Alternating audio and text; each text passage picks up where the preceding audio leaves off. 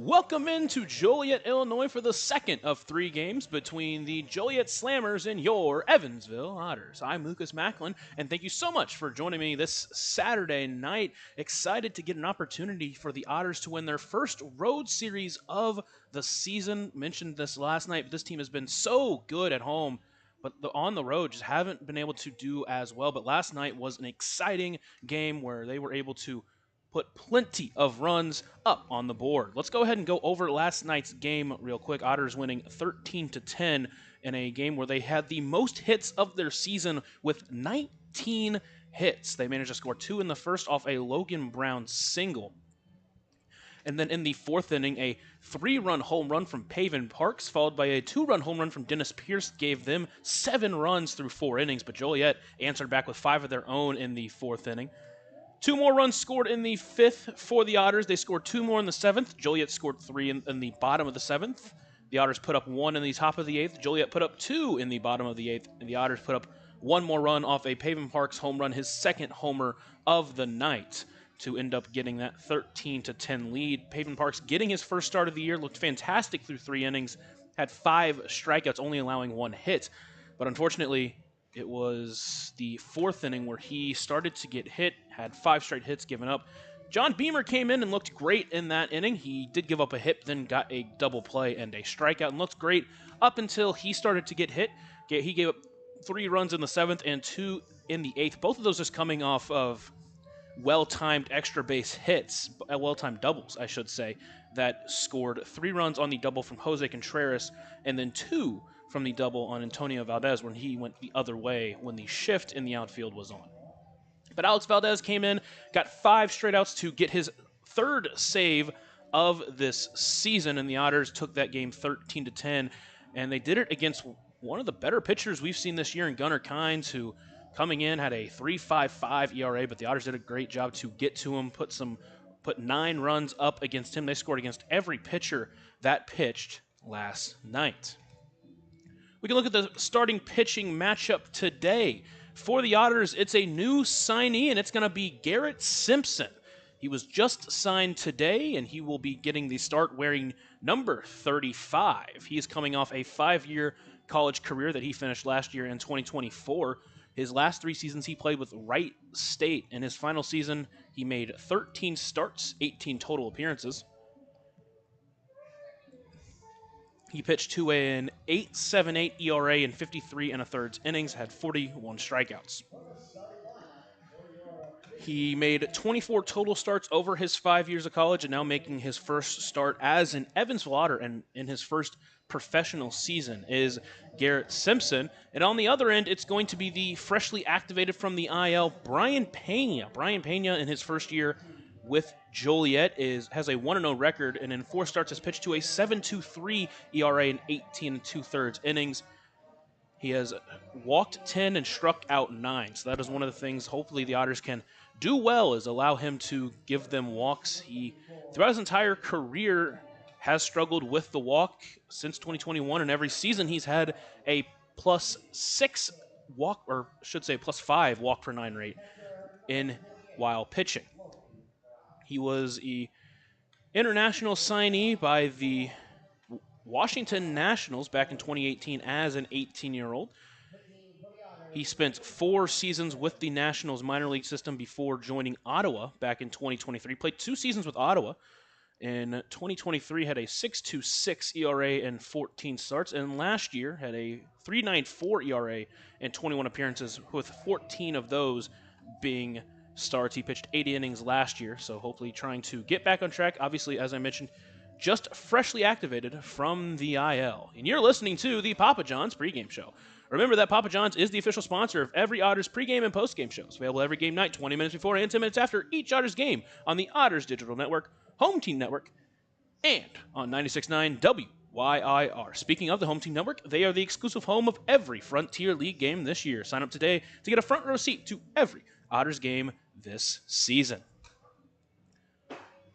So the Otters in the midst of a 6-game road trip, game 2 of 6 here in Joliet. They'll play 1 more against them tomorrow, get Monday off, before traveling out to Gateway for a 3-game set against the Grizzlies. Speaking of the Grizzlies. Let's look at the scoreboard from last night in the Frontier League. The Three Rivers Eagles beating New Jersey 21-7 in a crazy football-esque game. Quebec beating Sussex County 14-5 in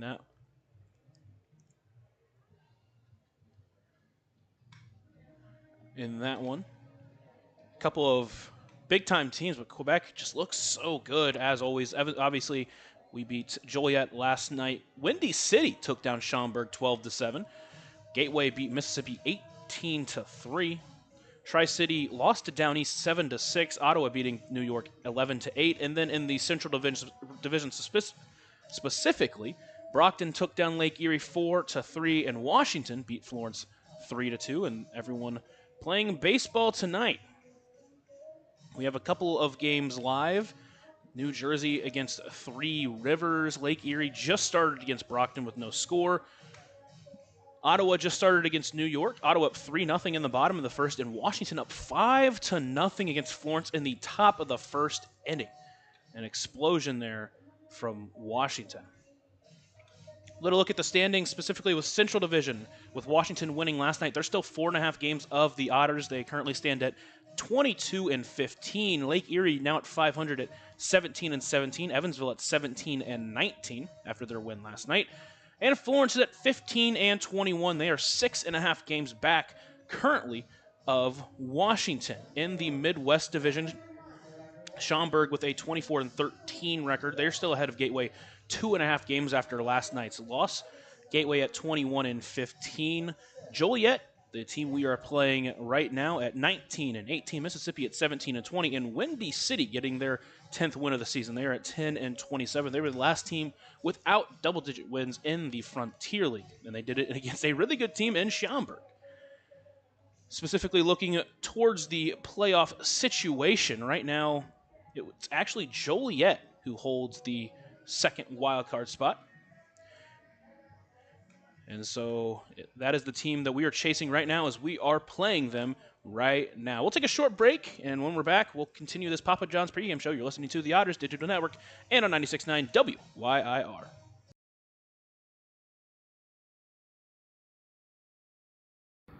Maintaining our independence becomes more and more vital as we age. Swerka and more can help you navigate this important journey by answering your questions and connecting you to free and unbiased community resources and support services. If you are seeking advice for yourself or a loved one, let Swerka be your first call. More information available at swerka.org or by calling 812-464-7800.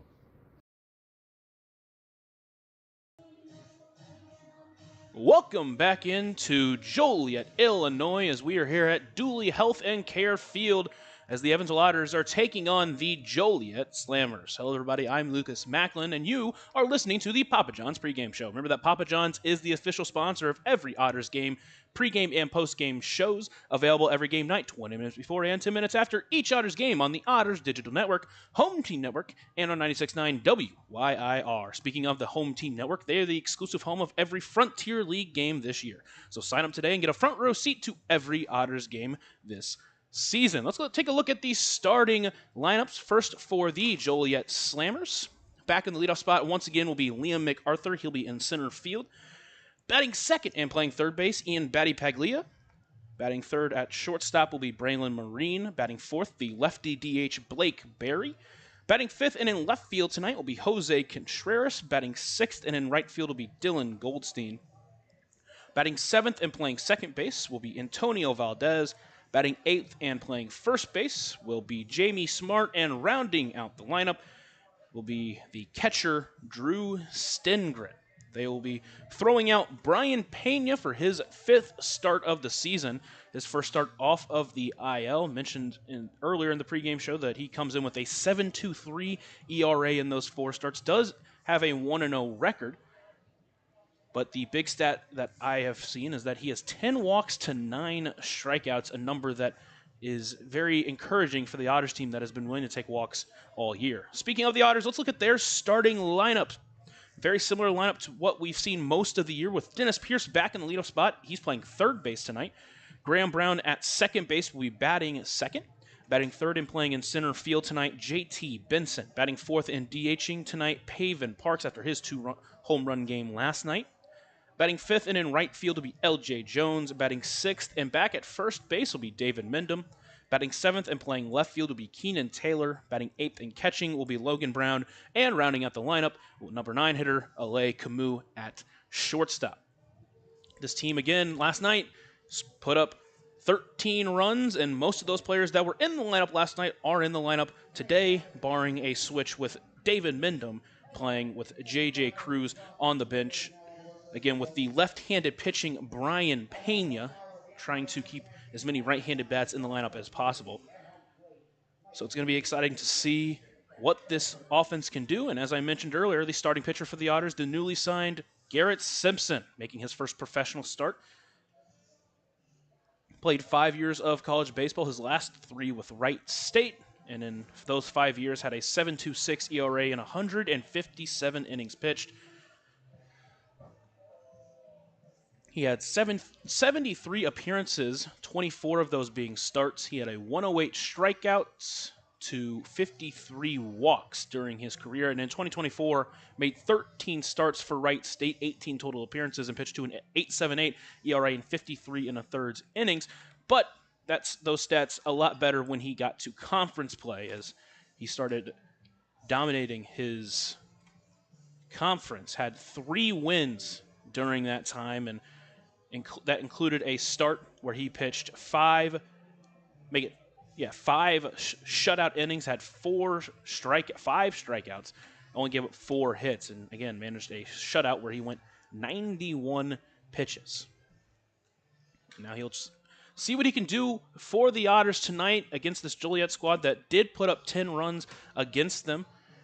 But one of the things we saw is that it really came in late of those appearances for both of the Otters pitchers. Pavin Parks through 3 was fantastic until that 4th inning when he gave up 5 straight hits. And then John Beamer, again, also looked fantastic in his first 2 2/3 innings before giving up some walks and some hits with runners on before Alex Valdez came in and shut the door. We're nearing the first pitch, scheduled for 6:05 p.m. It is a sunny day here in Joliet. Almost no clouds in sight, but a hefty wind that's going out towards left center. Could see a lot of baseballs leaving the yard, similar to what we had Wednesday night when the Otters hit a franchise-tying 7 home runs. The Otters coming off a night where they had 3 home runs, 2 of them coming off the bat of Pavin Parks. He also had a double last night and almost managed a 3rd home run that was at the track, but before it was brought in. And then Dennis Pierce, he's coming off a 4 for 5 night, his second 4-hit game of this week. Back in the leadoff hole, he has been a fantastic addition to this Otters squad early in this season.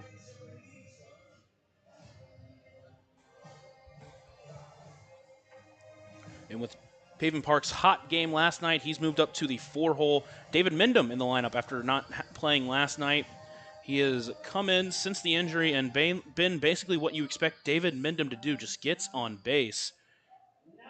And having that bat back in the lineup, hopefully most days, is going to be a huge addition to this Otters squad. He comes in with a 500 OBP, 13 walks to 9 strikeouts.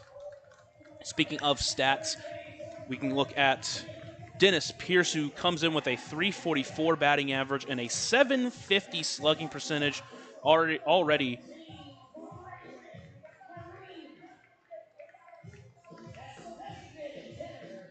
Actually, scratch that. That was a unupdated stats. Updated, he's actually at an 865 slugging percentage already with 4 home runs on the year with a triple and 3 doubles. An extra base machine in David Pierce. And then Keenan Taylor, obviously the Otters player who's been here the entire season with a 647 slugging percentage, 7 home runs. And then Graham Brown's night last night, a little bit uncharacteristic, went 1 for 6, did manage a hit, but he hit the ball hard, and multiple of his at-bats just couldn't find the holes for most of the night. But again, you look at this lineup top to bottom, and it's a dangerous baseball lineup. About to get the national anthem in the first pitch. It's Hispanic Heritage Night here at Joliet. They're at Dooley Health and Care Field. They've got special uniforms with some very fun etched sleeves.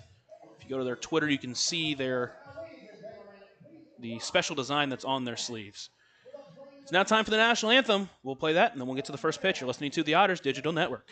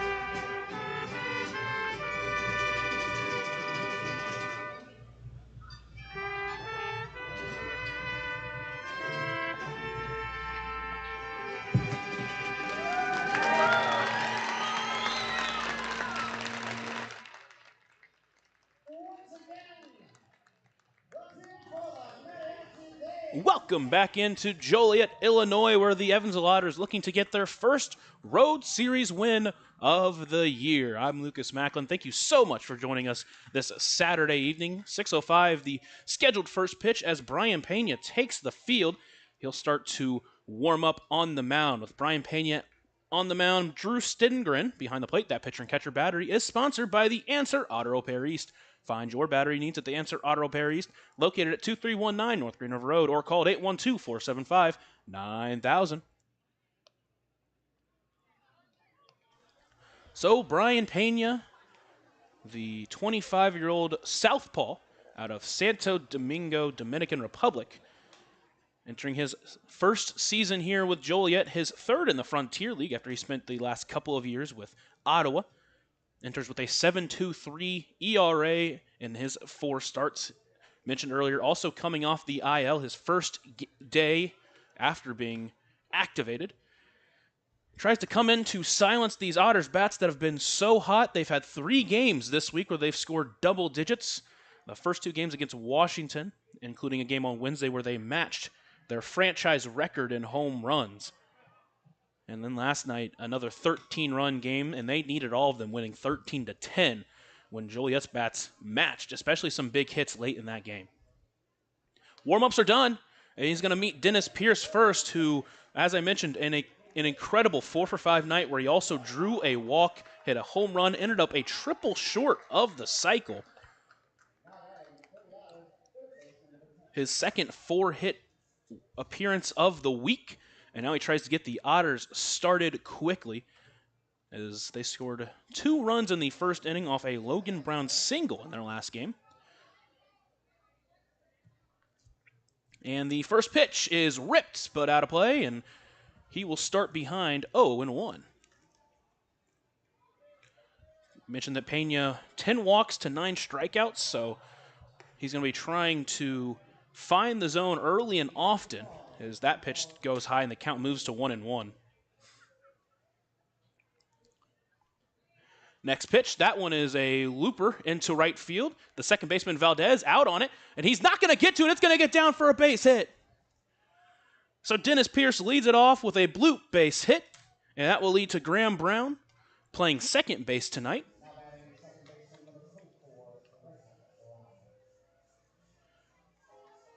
Brown last night went 1 for 6, but hit the ball hard in multiple of his at-bats, just couldn't find the holes in the field. Mentioned him playing second base. That will be his second appearance at second base this year. First pitch, that one is hit high, pop-up, Short, shallow center field. Marine out on it. MacArthur in on it. They're going to converge, but MacArthur eventually calls him off, and that's going to be a nervous out number 1. And now JT Benson, who's playing in center field tonight for the first time this season. With Graham Brown usually manning the center field spot, him being moved to the infield opens up that spot for JT Benson, who is shown to be a fantastic outfielder in right field. He takes the first pitch for a strike. He'll start behind 0-1. It's a different outfield tonight with Goldstein moved from left to right and Jose Contreras from first base into left field. Next pitch outside, and the count evens up at 1-1.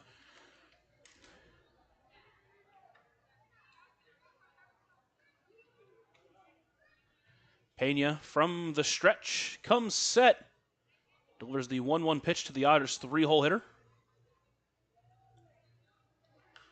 That one chopped off himself.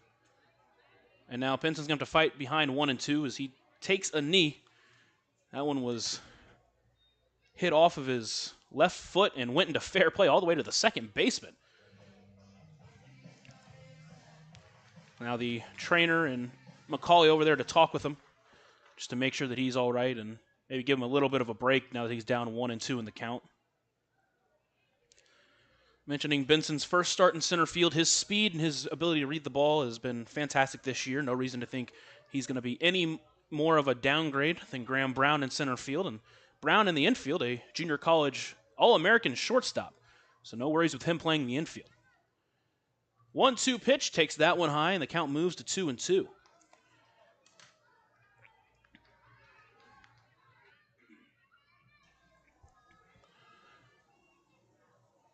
So the 6'1" southpaw trying to get JT Benson, but first a check over at first, nothing doing.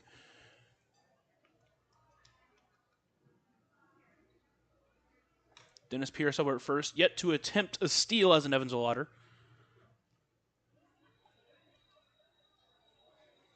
The 2-2 pitch, that one is fouled up overhead, our first overhead foul ball of the night, brought to you by Heads Construction. Choose the best, never regret it. The tall 6'4" Jamie Smart holding on Dennis Pierce over at first base. Saw him pinch hit last night, but his first start of this series. Next 2-2 pitch, that one's a high pop-up towards right field. That one's going to be the second baseman Valdez who will get under it and bring it in for out number 2. Now it's Paven Parks coming off his 2 home run, 5 RBI, 5 strikeout night. Those 5 strikeouts on the mound in those first 3 innings. DHing tonight.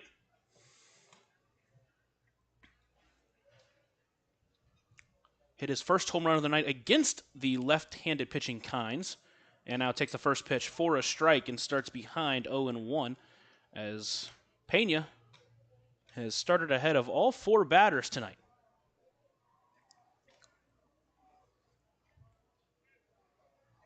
Now he's set once again. Delivers. Paven checked his swing, but he went. And now he's behind 0-2. He'll call time and step out of the box to try to set himself up for this battle, trying to extend this first inning. The Otters this week have been really good at jumping on their opponents, usually scoring first, many times scoring in the first inning. Another check over at Pierce, nothing doing again.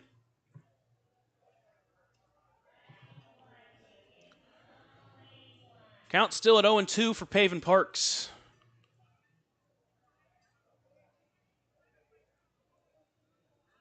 Pena set.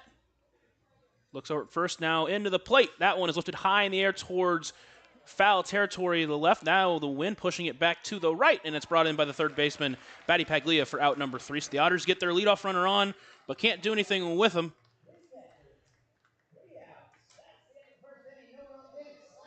The Slammers come to bat in the bottom of the first. You're listening to the Otters Digital Network and on 96.9 WYIR. Originally opening in 2004, Jacobs Village has been a home for adults with disabilities, giving these great residents a wonderful opportunity to live life just like you and me. Jacobs Village mission is to continue building a safe, walkable neighborhood community where people with disabilities and older adults can find meaningful relationships, affordable and accessible housing, and activities to keep their bodies and minds engaged. We can't wait to have Jacobs Village at the ballpark on July 3rd for our annual Red, White, and Blue Night. More information on this great community partner is available at jacobsvillage.org. Right now in Vanderburgh County, over 800 children are in the child welfare system waiting for someone to be their voice, and you could be that voice by becoming a court-appointed special advocate, a CASA volunteer. Donating just a few hours a month of your time can change a child's life forever. Vanderburgh County CASA invites you to join them. Stand up, speak out, be for the child, be a CASA. For more information, visit vandcasa.com. That's VANDCASA.com. Back here in the bottom of the first inning as the Otters send their newly signed Garrett Simpson to the mound, wearing 35, making his first professional baseball start.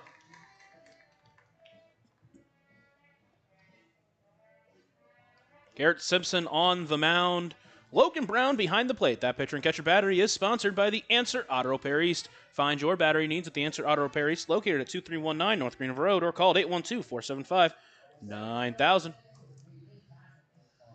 So the top three in the order, in fact, top four. Top three of the order are the exact same, and then with Blake Berry and Jose Contreras getting shifted in the lineup. Liam MacArthur and Batty Paglia and Braylon Marine. First, it's the center fielder Liam MacArthur. As Simpson delivers the first pitch, it's taken for a strike, and he starts ahead of this batter 0-1. The former Wright State pitcher delivers the next pitch that just misses low, and the count evens up at 1-1.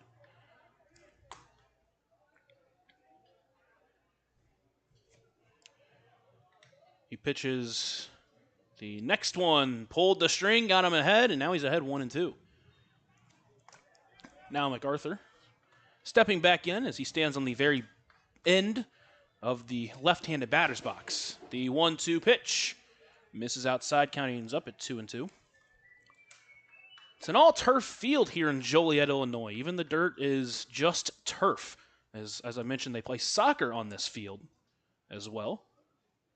That one is taken in there for strike three. A German-American bank strikeout, his first of his professional career.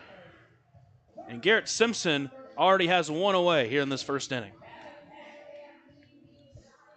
Next to face him will be Ian Batty Paglia, and he was very, very good for this Slammer squad last night. Went 2 for 5 at a stolen base, scored 2 runs. He was the leader in both of their rallies last night. First pitch in the dirt, and he starts behind Batty Paglia 1-0.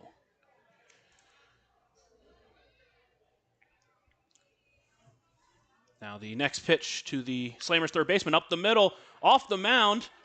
Brown on the move, throw to first in the dirt, but not in time. And so an infield single for Batty Paglia will have a runner on first with 1 away for Braylon Marine. And very likely we could see a stolen base attempt here for Batty Paglia, who stole a bag last night and enters with 16 stolen bases and 18 attempts. Now from the stretch, the first pitch. Runner takes off. Pitch is a ball. Throw down, not in time. So a stolen base for Batty Paglia. Now all of a sudden there's a runner in scoring position in this first inning.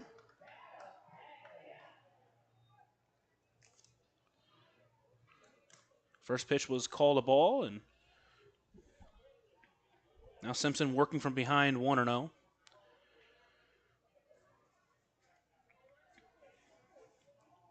Big jump from Batty Paglia. Now he goes back, and then I believe we're going to get a balk. Looks like Simpson may have stuttered on the mound before delivering, and now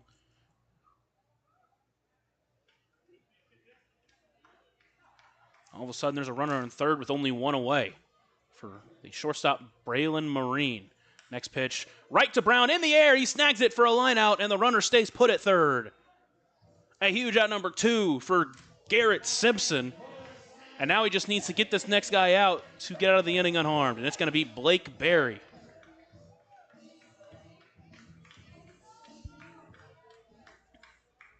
So Simpson, through these first 3 batters, has looked fairly good. Obviously, it's an early appearance. Takes the first pitch, 4 strikes, starts ahead of Berry 0-1.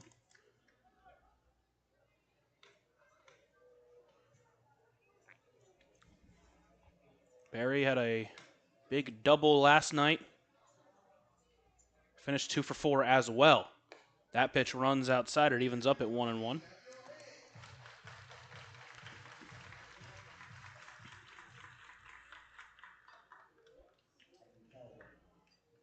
Berry in the left-handed batter's box, entering with a .264 batting average. Next pitch taken for a strike. And now he's behind 1-2. That pitch at 87 at the top of the zone.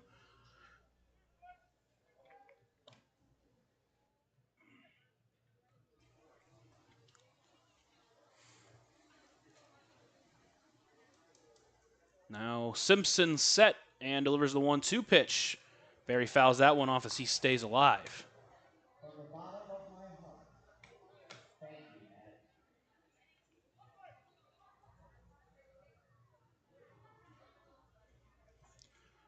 So Simpson, a strike away from getting out of this inning. Next pitch runs high, and the count evens up at 2-2. Simpson thought about it, or I should say Berry thought about it and thought better of it.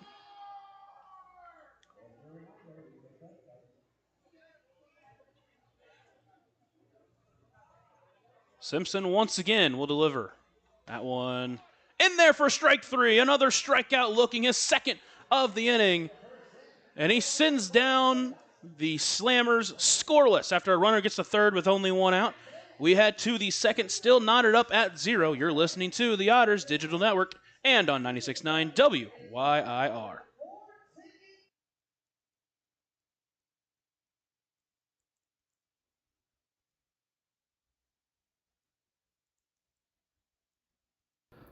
Ballet Indiana is made up of local ballet professionals, dedicated parents, and community members in order to provide unique and life-enriching experiences for hundreds of young dancers, while carrying out their mission to inspire a lifelong appreciation for dance for both our dancers and the Evansville community.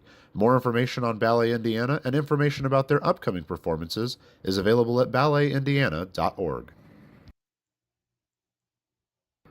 Maintaining our independence becomes more and more vital as we age. Swerka and More can help you navigate this important journey by answering your questions and connecting you to free and unbiased community resources and support services. If you are seeking advice for yourself or a loved one, let Swerka be your first call. More information available at swerka.org or by calling 812-464-7800.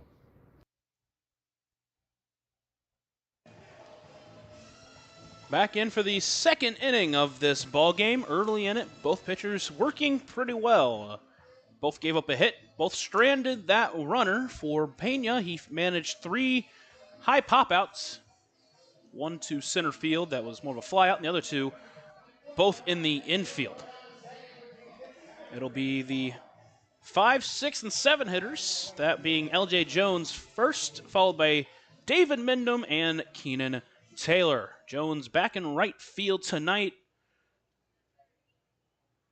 Will step into the right-handed batter's box, trying to get this second inning started quickly here for the Otters.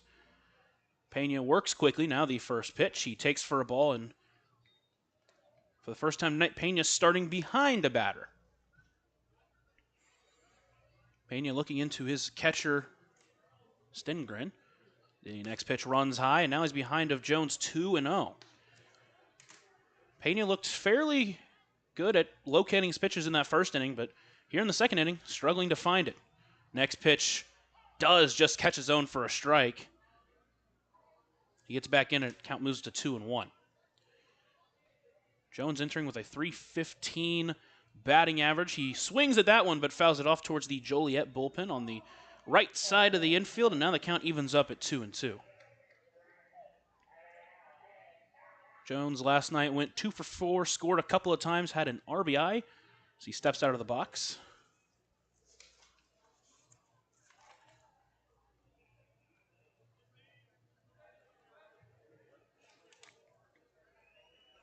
The next pitch, he fouls off again, and he stays alive.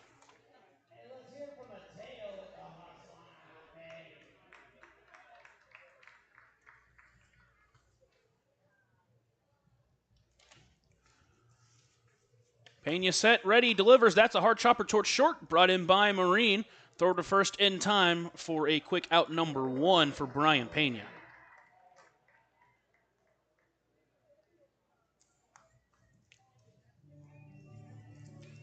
That will lead to David Mindom as he tries to get a runner on here to get this inning going the right direction. Mindom got the night off last night, now steps into the box here against the left-handed pitching Brian Pena. Quickly is ready now, delivers first pitch, just caught the zone for a strike. And Mindom starting behind 0-1. Only 20 pitches so far for Pena. Next pitch runs high and count evens up at 1-1. Like I mentioned, freshly activated off the injured list. Next pitch fouled up overhead. An overhead foul ball brought to you by Heads Construction. Choose the best. Never regret it.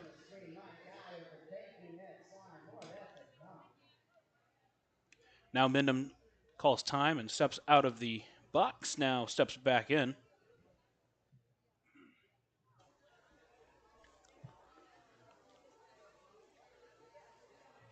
Next pitch to Mindom runs high. Count evens up at 2-2. Pena's last outing, he went against Mississippi on June 12th. It was about 9 days ago. Went 4 2/3. Next pitch to Mindom runs outside. Now the count runs full. A very David Mindom-esque at bat. Now the catcher Stengren steps out a little bit just to hopefully give his pitcher a little bit of time. In that outing, Pena gave up 5 earned runs on 8 hits, walked 3, didn't get a single strikeout. Next pitch, that's a flare into left field. That's going to get down for a hit. And a 1-out base knock for the Otters got them something going here in the second inning. Mindom fought that one off on the inside just to the left field and just did enough to get on base. Now it's going to lead to Keenan Taylor with a runner on. Speaking of Brian Pena, the longest he's gone in an outing is 5 innings. He had a very good first outing against Windy City where he gave up 1 hit, walked 1, struck out 6, and didn't give up a run. As the first pitch for Taylor is fouled off, and he starts behind 0-1. But his next 3 outings, 2 against Mississippi and 1 against Gateway. 7 runs he gave up against Mississippi. He gave up 3 runs against Gateway and 5 runs against Mississippi in his second time against them. Now pitching against Evansville for the first time this year. That pitch runs inside just to catch the zone. And now Taylor's going to have to fight from behind 0-2. Pena up around 85, 86 with his fastball. Next pitch, that one is a flare towards right, but that one's going to hook out of play. And count stays at 0-2.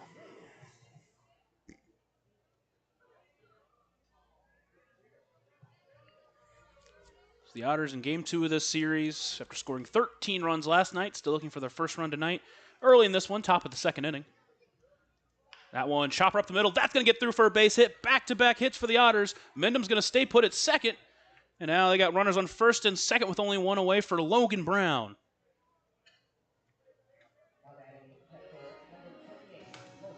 Obviously, every Otter having a pretty good game at the plate last night. Everyone getting at least 1 hit. Most people getting 2 hits. For Logan Brown, it was 2 hits and 4 at-bats. He scored twice. He should say he scored once and had 2 RBIs. That 2 RBI single got the Otters scoring started in the first inning last night. Now the first pitch is swinging at is Brown, but he comes up empty, and he starts behind 0-1. And we've seen so often Logan Brown likes to attack that first pitch, but just was out in front of it. Next pitch, that one's a liner right to second base. It's brought in, short toss to second, in time for a double play. So a line out for Logan Brown. He gets David Mindom a little bit too far off second, and the Otters get a couple of hits but come up scoreless. We head to the bottom of the second, still knotted up at 0. You're listening to the Otters Digital Network and on 96.9 WYIR. Originally opening in 2004, Jacobs Village has been a home for adults with disabilities, giving these great residents a wonderful opportunity to live life just like you and me. Jacobs Village mission is to continue building a safe, walkable neighborhood community where people with disabilities and older adults can find meaningful relationships, affordable and accessible housing, and activities to keep their bodies and minds engaged. We can't wait to have Jacobs Village at the ballpark on July 3rd for our annual Red, White, and Blue Night. More information on this great community partner is available at jacobsvillage.org.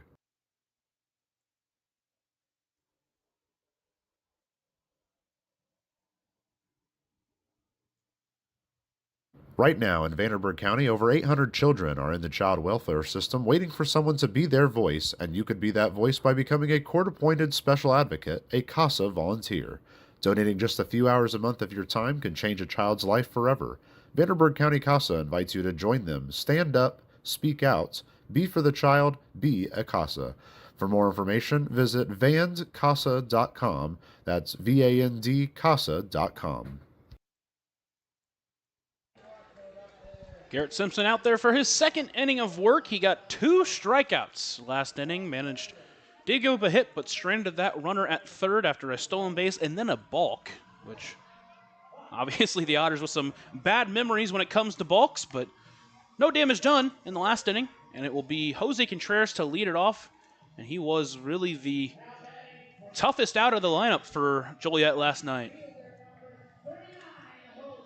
He finished 3 for 5, had 4 RBIs, 3 of them coming off that double where he was thrown out at third, which was a big out for the Otters there, but he was fantastic. And the first pitch to him is taken for a strike. He starts behind 0-1. And he has been fantastic since Joliet has signed him. Really, the moment he's got here, he has been electric for this team. Takes the next pitch low for a ball, and the count evens up at 1-1.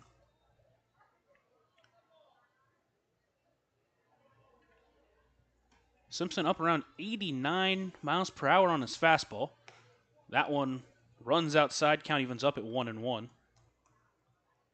Scratch that, it's at 2-1 now.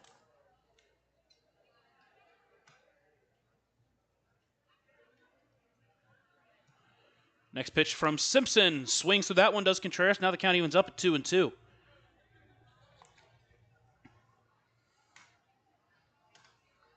That one at 88 miles per hour. Now Simpson winds up, delivers, swing and a miss for strike 3. His third strikeout swinging. Gets Contreras swinging, and now with one away, it's Dylan Goldstein. Goldstein last night went 1 for 4, struck out twice, grounded into a double play, but did get a single back at the 8th inning. But other than that, the Otters did a good job against him. First pitch to him is taken inside for a ball, and he starts ahead 1-0. Goldstein in the left-handed batter's box. The next pitch, chopped that one foul. Count evens up at 1-1.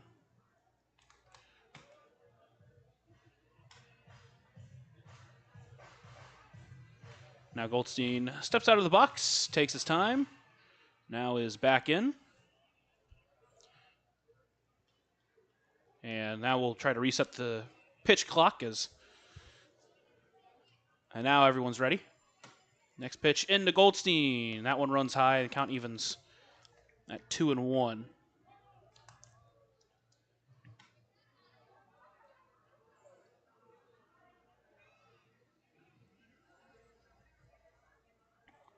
The next pitch from Simpson just misses low. Now at 3-1 for Simpson as he tries to avoid his first walk.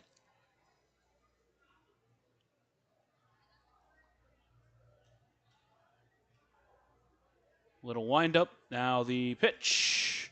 Just misses again, and it's going to be a 5-pitch walk. The first of the game for Simpson. And with one away, it's going to be Antonio Valdez. The switch-hitting second baseman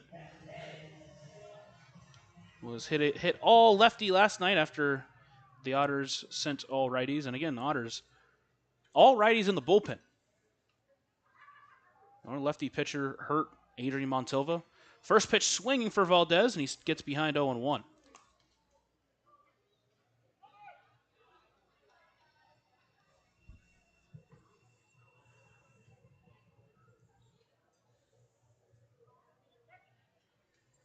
Quick check over at first, nothing doing.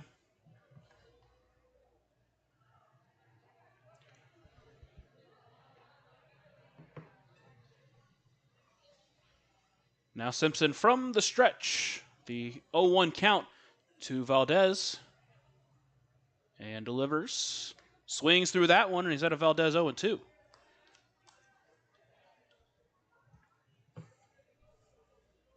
Now Valdez outside the box, steps back in, trying to fight with an 0-2 count. Entering with a .255 batting average, 3 home runs on the year. That pitch runs high and out, and now the count moves to 1-2.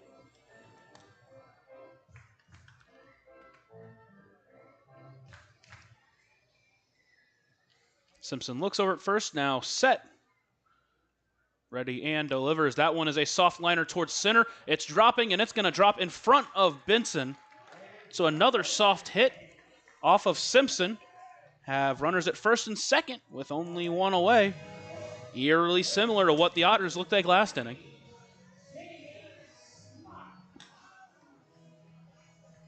Now it's Jamie Smart. Again, we saw him last night in a pinch hit opportunity where he grounded out to second. And now he's getting a start, his first start of this series. Simpson looks in, now set and delivers. First pitch in there for a strike. Starts ahead of him 0-1.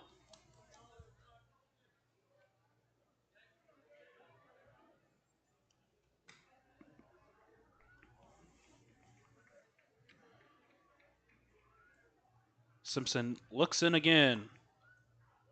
Ready and delivers. That one is fouled up overhead. And now ahead of Smart, Simpson is 0-2 with that overhead foul ball. Brought to you by Heads Construction. Choose the best. Never regret it. Smart entering his first season with Joliet. Spent the last two with Ottawa. And a quick check over at second. Nothing doing there. Enters the game with a .236 batting average, a home run, 5 doubles, 10 walks to 22 strikeouts. Played 4 seasons with Loyola. That pitch outside, and now count moves to 1-2.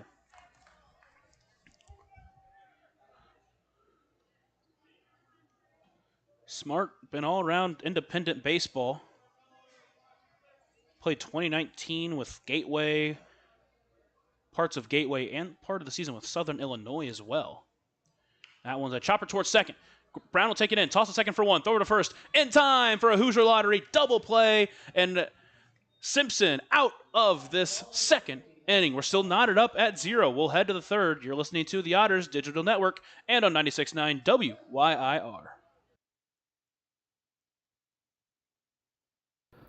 Ballet Indiana is made up of local ballet professionals, dedicated parents, and community members in order to provide unique and life-enriching experiences for hundreds of young dancers, while carrying out their mission to inspire a lifelong appreciation for dance for both our dancers and the Evansville community.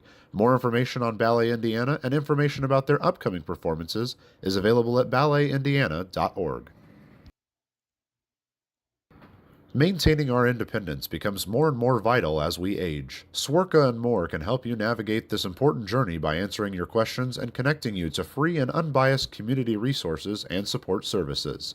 If you are seeking advice for yourself or a loved one, let Swerka be your first call. More information available at swerka.org or by calling 812-464-7800. Originally opening in 2004, Jacobs Village has been a home for adults with disabilities, giving these great residents a wonderful opportunity to live life just like you and me. Jacobs Village mission is to continue building a safe, walkable neighborhood community where people with disabilities and older adults can find meaningful relationships, affordable and accessible housing, and activities to keep their bodies and minds engaged. We can't wait to have Jacobs Village at the ballpark on July 3rd for our annual Red, White, and Blue Night. More information on this great community partner is available at jacobsvillage.org. Back in at Joliet, as the Otters and the Slammers still knotted up at 0 after a couple of double plays to end both sides. For those trying to watch on home team, currently we're working through an issue and trying to get it fixed. But for those joining us here on YouTube, thank you so much for joining us on this Saturday evening baseball. The Otters took game 1 13-10, trying to take game 2. First pitch into the 9-hole hitter, Olay Camus, is taken low for a ball. He starts ahead 1-0. Pena working quickly. That's a chopper towards second. Over is Valdez. Tough throw to first in time for out number 1. And with 1 away, we'll get back to the top of the lineup, and the Edward Jones leadoff hitter of the game, Dennis Pierce, who led off the game with a single. Fresh off his 4-hit game. Already a hit in this one, and now trying to jumpstart this Otters offense against the pitcher Brian Pena, who sets and delivers. First pitch checked his swing. It's in there for a strike anyway, and now he's behind 0-1.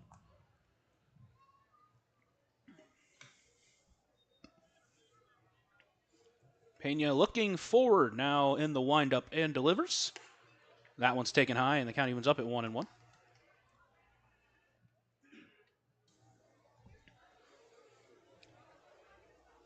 The next pitch to Pierce is a looper into right field.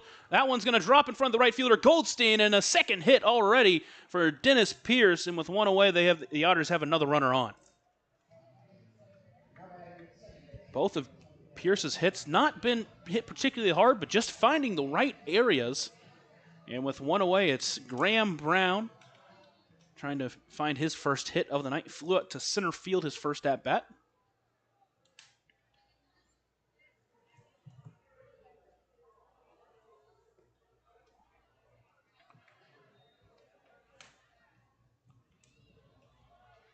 First pitch, a ball, and he starts ahead 1-0. Now Pena from the stretch again. The 1-0 pitch. That one's chopped foul, and the count evens up at 1-1.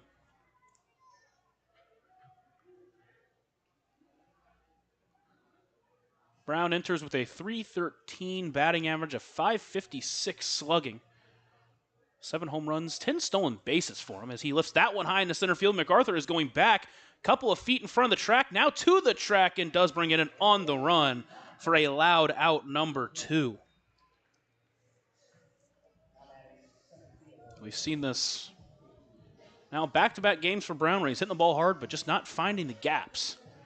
That wind now blowing basically directly out to center field, a hefty win out to center field.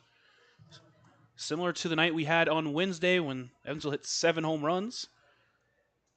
Trying to take advantage of that tonight. Still haven't had the opportunity to. And now it's JT Benson. First pitch to him. He takes high for a ball, and he starts ahead of him 1-0.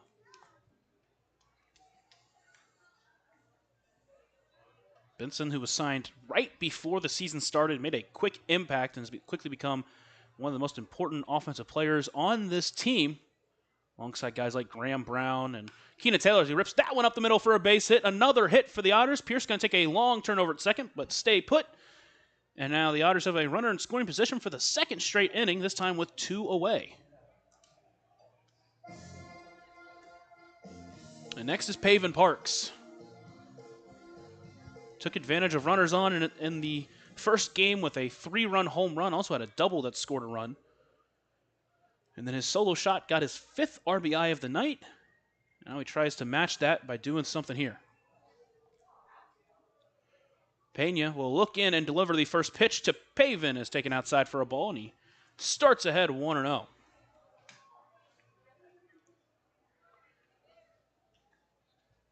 Pena working through some traffic these last couple of innings. The Otters are putting pressure on them, but haven't been able to break through yet. The 1-0 pitch taken low for a ball, and now Pavin ahead 2-0.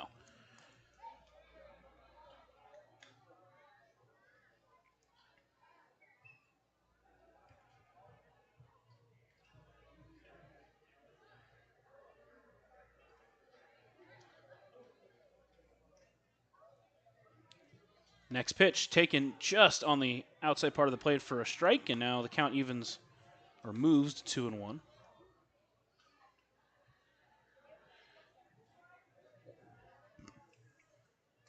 Felt like once those floodgates open for Pavin Parks, he's been able to start driving the ball much better. Already 4 home runs these last 2 weeks. Next pitch outside for a ball, and now the count moves to 3-1. Ton of power in his bat, and he showed it last night. 2 home runs, a long double, and a long flyout that was a couple of feet away from being his 3rd home run. Next pitch, that one is fouled up and out of play, and now the count runs full. The OBP up to 363, the slugging up to 410 for Parks. One of the 5 doubles on the year. He hit that back in the first road trip of the year against Mississippi in a game where they were being no-hit until that Pavin Parks triple. That pitch outside for ball 4. And so now a walk will load the bases up for L.J. Jones. Jones, similar to Pavin Parks, has hit the ball hard all year. Took him a while, but then 2 home runs in the series against Washington. Felt like that's a floodgate opening moment. Now a big moment in this at-bat as the 3rd inning. Still knotted up at 0. First pitch, swinging, launched to left field. That's going to get down for a base hit. It's going to score at least 1. That's going to roll all the way to the wall. A second run's going to come in to score. Pavin's going to walk into 3rd base, and a 2 RBI double for L.J. Jones puts the Otters on top 2-0.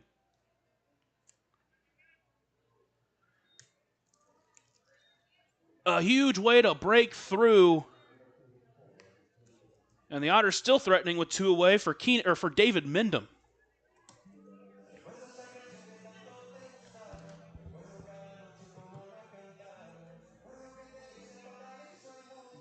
That is what you love to see, a big hit and a big moment coming through. It's what this team really couldn't get done in the beginning part of the year.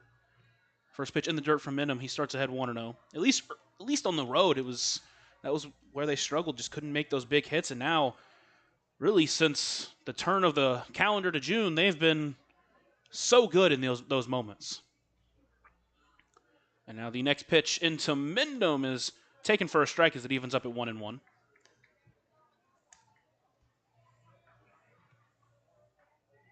That ball off the bat at 108 off the bat of L.J. Jones.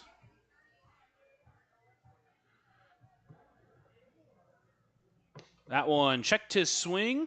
He did not go, says the 3rd base umpire that's in between 3rd and shortstop.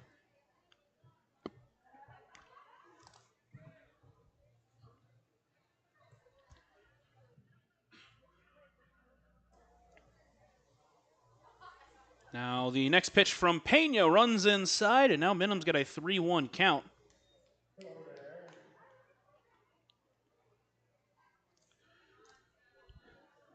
Mindom in his last at-bat had a payoff pitch single that he muscled out into left field.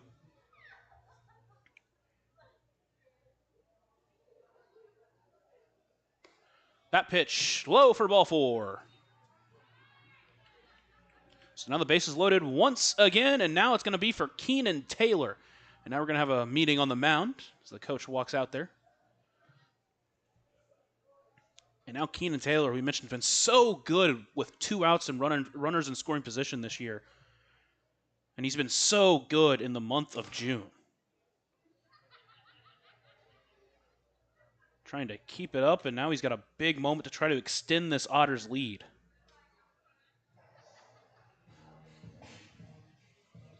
Quick look at the June stats for the Otters, but we'll look at Keenan Taylor in particular. A .419 batting average. He has 7 doubles, a home run, a triple and 5 home runs, 15 RBIs. He has a slugging of .806. Just gaudy numbers for the Otters left fielder tonight. And now the meeting's going to end as Pena's going to have to face Taylor here. Nowhere to put him.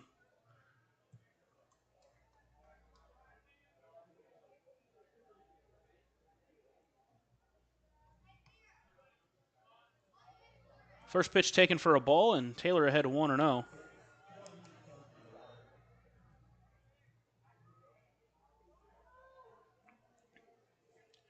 Now from the windup, the 1-0 pitch.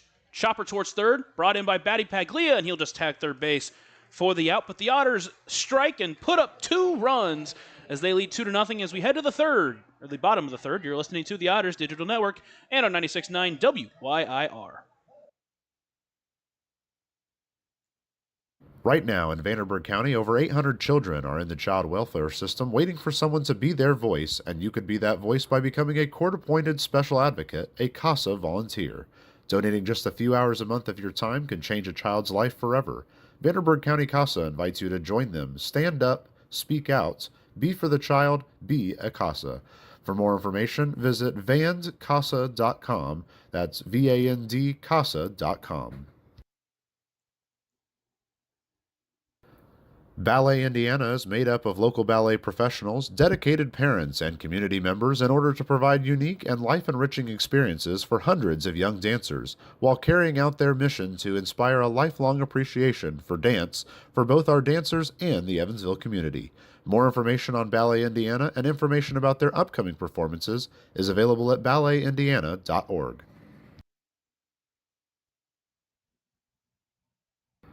Maintaining our independence becomes more and more vital as we age. Swerka and More can help you navigate this important journey by answering your questions and connecting you to free and unbiased community resources and support services. If you are seeking advice for yourself or a loved one, let Swerka be your first call. More information available at swerka.org or by calling 812-464-7800.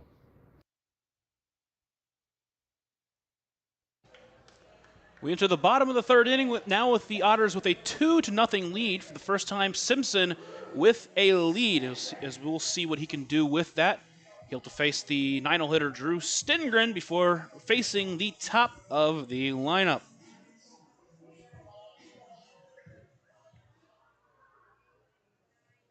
It was 2 runs on 3 hits for the Otters in that last inning. Now, first pitch is fouled off towards the right, just into foul territory. He'll start behind 0-1. The Otters did leave the bases loaded, but still struck first in a big moment. Now Simpson, the next pitch is taken low, and it evens up at 1-1. Simpson's looked really good so far in this start. Trying to keep it going here. Next pitch runs low, and now he's behind Stengren 2-1.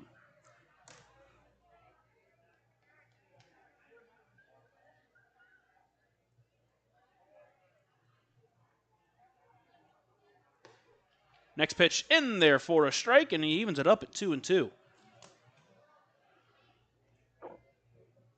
That one a beautiful pitch at the bottom of the zone as Stengren calls time.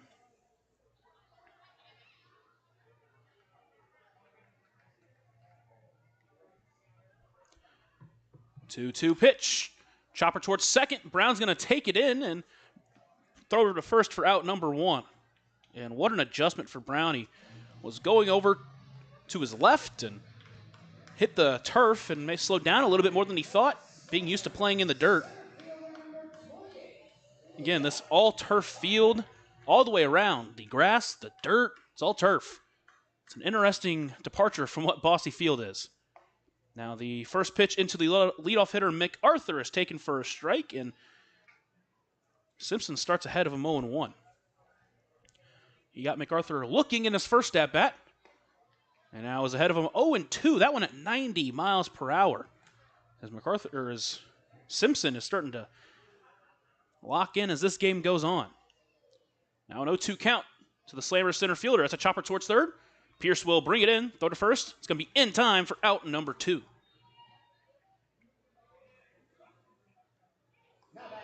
Now it's the third baseman, Ian Batty Paglia, who reached on an infield single his first time up. It was directly up the middle. Brown got to it, but just no play to be made. And that last pitch up at 91 miles per hour. Simpson is starting to feel it.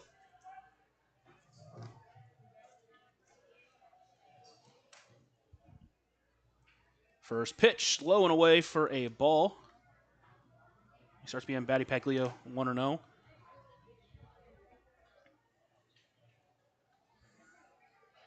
Now Simpson ready once again. He'll deliver the 1-0 pitch. That one just misses. Ooh. Count it 2-0. A couple of well-placed pitches for Simpson, just not given the strike call.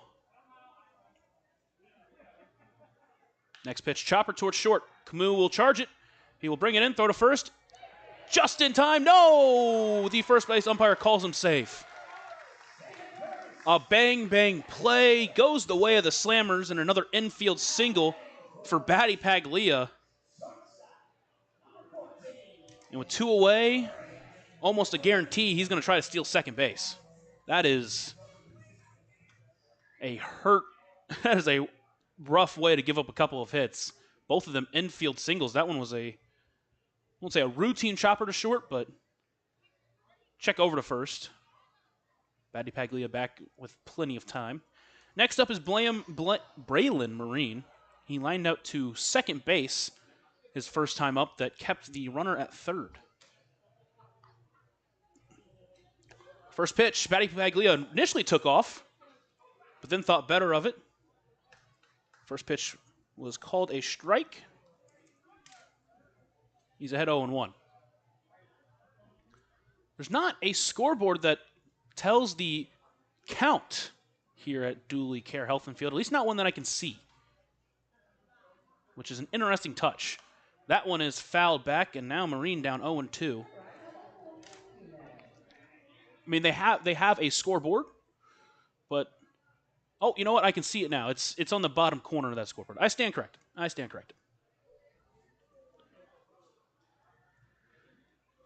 Counter 0-2 for Marine.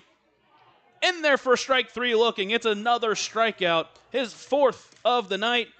And he sends them down 1, 2, 3, 4. As we head to the 3rd inning, Otters lead 2-0. You're listening to the Otters Digital Network and on 96.9 WYIR. Originally opening in 2004, Jacobs Village has been a home for adults with disabilities, giving these great residents a wonderful opportunity to live life just like you and me.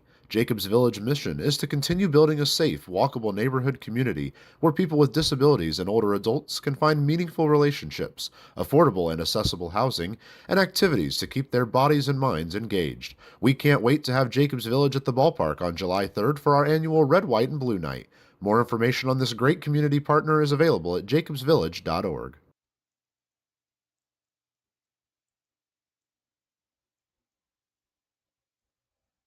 Right now in Vanderburgh County, over 800 children are in the child welfare system waiting for someone to be their voice, and you could be that voice by becoming a court-appointed special advocate, a CASA volunteer. Donating just a few hours a month of your time can change a child's life forever. Vanderburgh County CASA invites you to join them. Stand up, speak out, be for the child, be a CASA. For more information, visit vandcasa.com. That's VAND-CASA.com. We're through 3 here in Joliet. Otters leading 2-0 in Game 2 of this series. Their second game of their 6-game road trip. They'll get Monday off after tomorrow's matinee game at 1:05 p.m., and then they'll travel to Gateway to take on the Grizzlies for 3 games there. Thank you so much for joining me on this Saturday night edition of Otters Baseball. They're playing some really good baseball these last couple of weeks, and it's been fun to be a part of. It will be Logan Brown, Alay Camus, and Dennis Pierce, the first 3 to the plate. Like Logan Brown had to call time. He got there late potentially. Either way. He'll step into the left-handed batter's box. And now the first pitch in there for a strike. He'll start behind 0-1.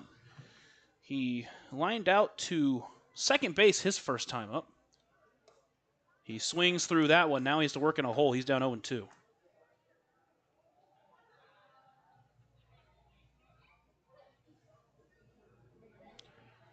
The 0-2 pitch, hard towards first, but it's going to just go foul. Logan Brown joined the team not too long ago, and he's been extremely hot at the plate. He's got an 0-2 count. That one just misses outside. A great take from Logan Brown. Count moves to 1-2.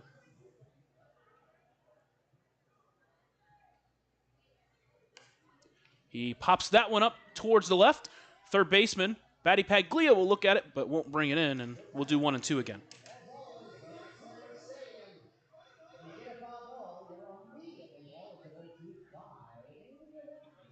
So Brian Pena still out there trying to keep this deficit where it's at. Next 1-2 pitch, chopper on the right, but it's going to go foul as well. As Logan Brown in a great battle right now.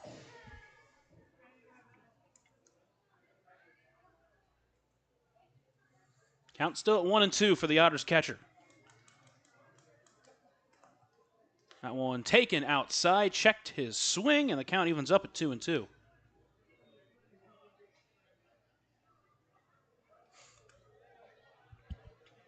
Pena ready, the 2-2 pitch. High again, now the count runs full. Logan Brown not going down easily right now. This is what you would expect from a guy like Logan Brown. Next pitch hard towards second. Brought in by Valdez. Throw to first in time. And the Otters finally have out number 1. Next up is Alay Camus. He started off last inning with a ground out.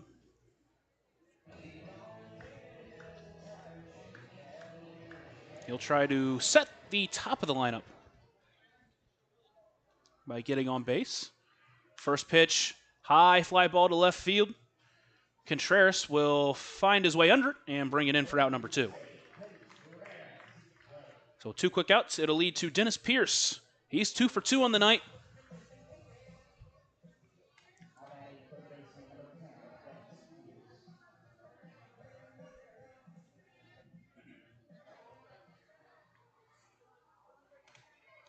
Now the first pitch to him is taken on the outside part for a strike. And he starts behind 0-1. Pena working quickly. The next pitch high, evens it up at 1-1.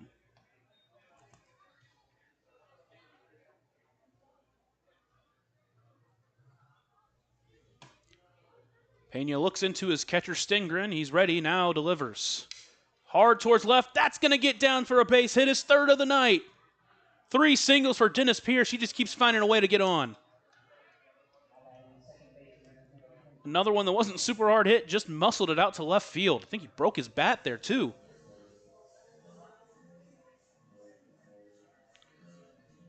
So 2 away, it's Graham Brown. Now with the runner on, trying to keep this 4th inning alive.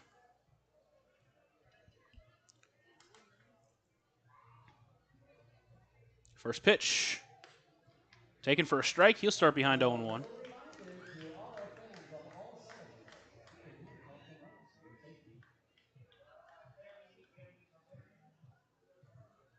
Next pitch, hit hard down the left field line, but that one's going to get out of play. And now he's going to fight from behind 0-2. 105 off the bat.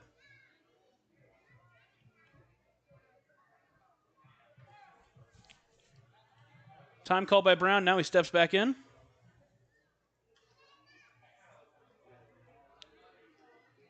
Now he's awaiting the 0-2 pitch. In there for strike 3.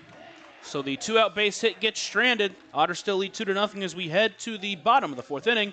You're listening to the Otters Digital Network and on 96.9 WYIR.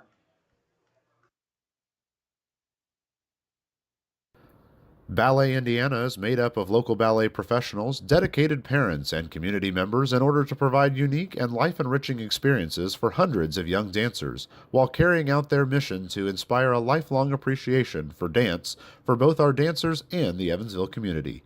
More information on Ballet Indiana and information about their upcoming performances is available at balletindiana.org.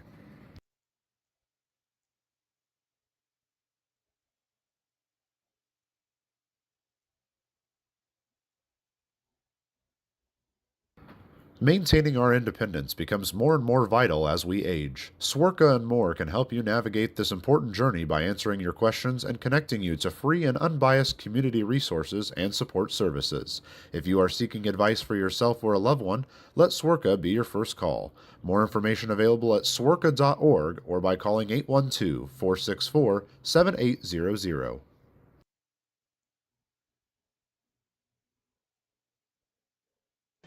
Simpson out there for his fourth inning of work, trying to keep this scoreline where it's at. Otters leading 2-0 as we enter the bottom of the fourth inning, and Simpson has worked fantastically through three. He has 4 strikeouts, 3 of them looking.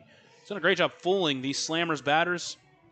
He has given up 4 hits, but he's worked around them, including getting a double play and stranding a runner at third who got there with only 1 away. So the first guy he's going to have to face is going to be the DH, Blake Berry. Berry was a strikeout victim his first time up as he tries to get this inning started for the Slammers. First pitch taken for a strike, and he'll start behind him 0-1.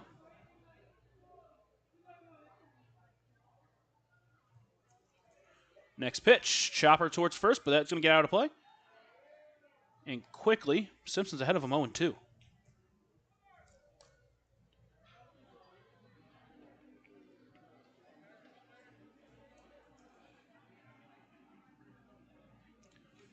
That one's fouled off again as Berry stays alive. Count still 0-2.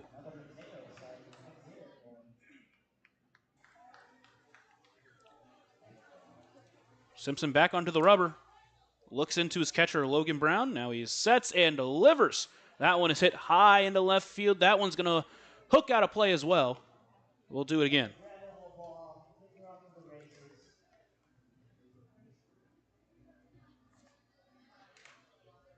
So Simpson ready once again. Wind up and delivers. Hard hit towards first. That's just inside the line. That one's going to go all the way to the corner of the wall. Berry is going to get to second base. And a leadoff double have the Slammers cooking here in the fourth inning.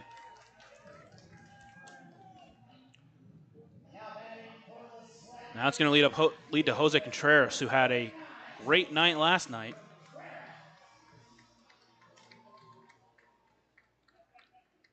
That's Berry's third double of the weekend. Had 2 last night. That was both of his hits last night. Now he's got another double again. And he's on in front of Contreras. Contreras did strike out swinging his first at-bat. He'll swing through that one. Ooh, pulled the string on him. He was out in front. Now Simpson ahead of him 0-1. That one down at 73 miles per hour. Simpson looks in. Now he comes set and will deliver the 0-1 pitch from the stretch. Swings through that one, does Contreras. Now he's behind 0-2. That one down at 81 miles per hour, just dropped off. Contreras in left field tonight, down 0-2. Chops that one foul as he stays alive. Mentioned that Contreras, a recent ad by the Slammers. Only in his 5th game with Joliet, but he has a .529 batting average to start the year. Already has 2 home runs for a team that doesn't hit a ton of those. Next 0-2 pitch. That one's fouled off, and we'll do it again. He followed that up last night by getting 2 hits, 4 RBIs, ups his total to 11. Now Simpson looks in again as he tries to find a way to get Contreras out here. Swing and a miss for strike 3. Second time this game, Contreras goes down swinging. The 5th German-American Bank strikeout for Simpson on the night. And with one away, it brings up the right fielder tonight, Dylan Goldstein.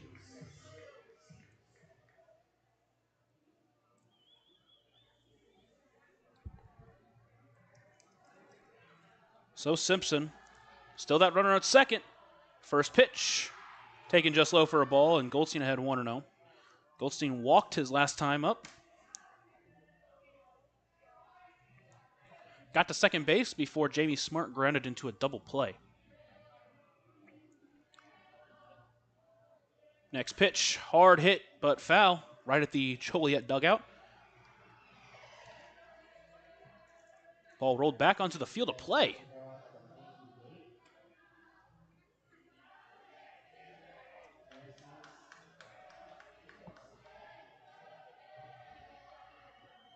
Count now at 1-1. There's a decent crowd out here tonight at Dooley Health and Care Field. Next pitch, lift that one up. It's going to get down for a base hit. They're going to send the runner from second home. There's not even going to be a throw, and now Joliet on the board for the first time tonight. A base hit scores Blake Berry, and now the score is 2-1. That was an off-speed that just left at the top part of the plate. Goldstein didn't miss it. He's on for the second time tonight, and with one away and a runner on first, it is Antonio Valdez. Valdez singled his first time up. That was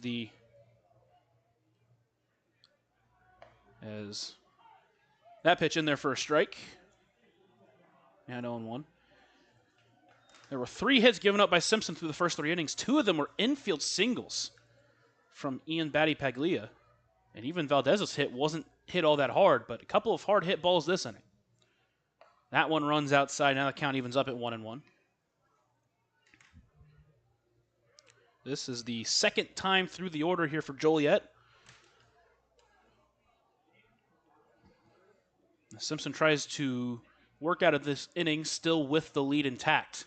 That was a chopper towards first, just through the hole between first and second base. Now the runner from first is going all the way to third base. And now there are runners on the corners with one away.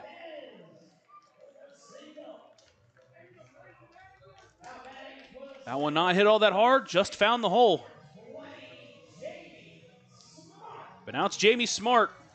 Simpson forced him to ground into a double play the first time up. As now we're going to have a mound visit from Max Peterson. No one warming up in the Otters bullpen quite yet, so still going to be Simpson's inning, barring anything crazy happening.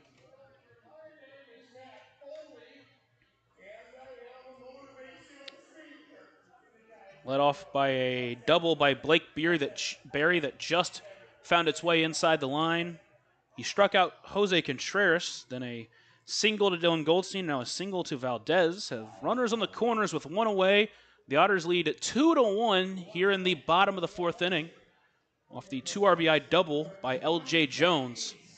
But now Joliet threatening to tie here in the fourth inning. Mentioned it's Jamie Smart at the plate. Saw him last night. He grounded out to second. Did the same thing today. Grounded out to second. That was a double play. See if we can get it for a third time. First pitch, taken for a strike. He's behind 0-1.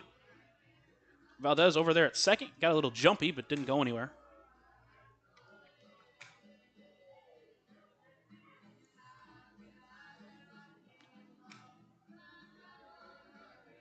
Valdez 5 for 7 on stolen base attempts. Now he's going to go. That one is fouled off by Smart, so counter 0-2 is we'll push Valdez back to first base.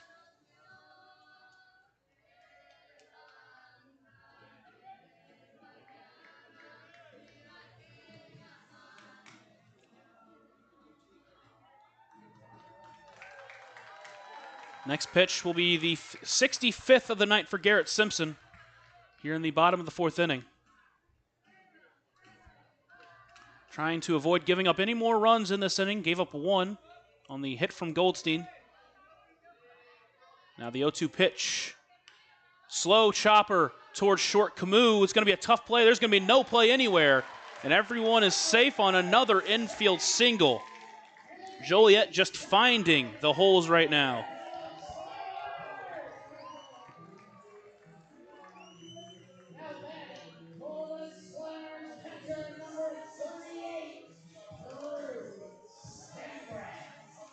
That is a tough way to give up runs here.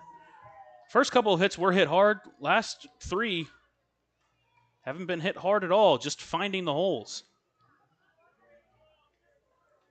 Now it's the catcher, Drew Stengren. First pitch misses.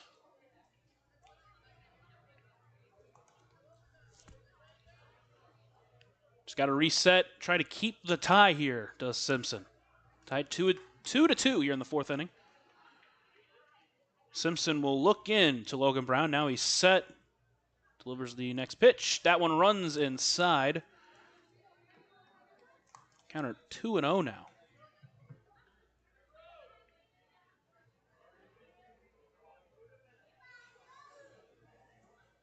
.89 degrees here in Joliet.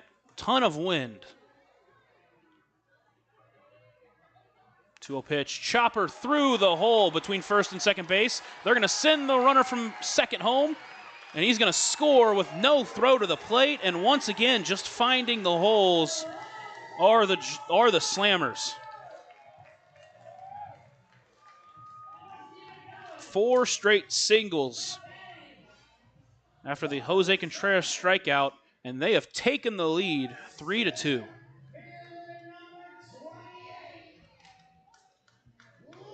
Now Logan Brown's going to go out there and talk with his pitcher because Joliet has found something here in this fourth inning. Now it's going to be back to Liam MacArthur. He's 0 for 2 on the day. Struck out his first time. Grounded out to third his second time.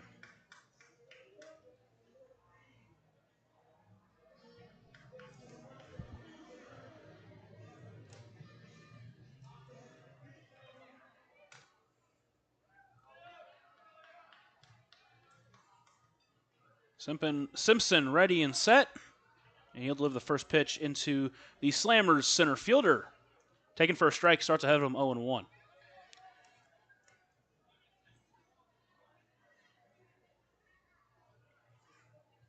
Still ton of space between Mendham and Graham Brown at first and second.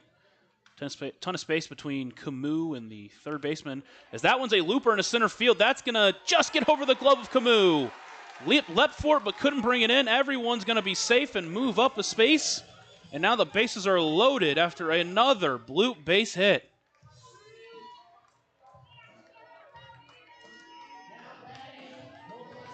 Camus just couldn't get to it. And now it's the third baseman, Ian Batty Paglia. He's 2 for 2 on the day. Both of them have been infield singles, though. Last one was a slow chopper to short that he just beat out. Now Simpson's going to be back from the windup. So he delivers the first pitch to the third baseman. In the dirt, gets past Brown. Smart's going to take home. Everyone's going to move up a place, and another run's going to come in to score.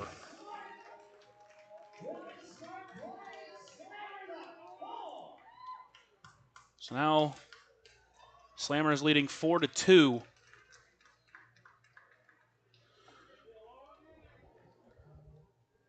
Now there's action in the Otters bullpen. Still trying to get out of this inning is Simpson. Still only 1 away. That pitch low, and now it's 2-0. Infield playing at their normal depth. Batty Paglia entering with a 414 OBP, and not a slugger, just a guy who gets on base. That pitch in the dirt, got past Brown, but thankfully hit the home plate umpire. Now the count's at 3-0. Braylon Marine awaiting on deck. He's 0 for 2. Similar to what we saw last night, first 3 innings were great for the starter. Then here in the 4th inning, Joliet starting to find their way.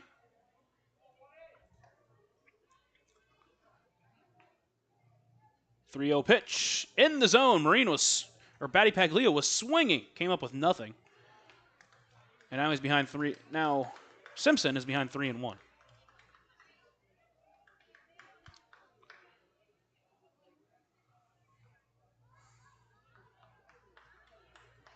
The 3-1 pitch swung again, came up with nothing, and now the count's back to full. This will be a big out number 2 if Simpson can get him. You can see the Otters with their defense playing at normal depth, willing to give up a run to get an out here. Now the payoff pitch fouls that one back as he stays alive.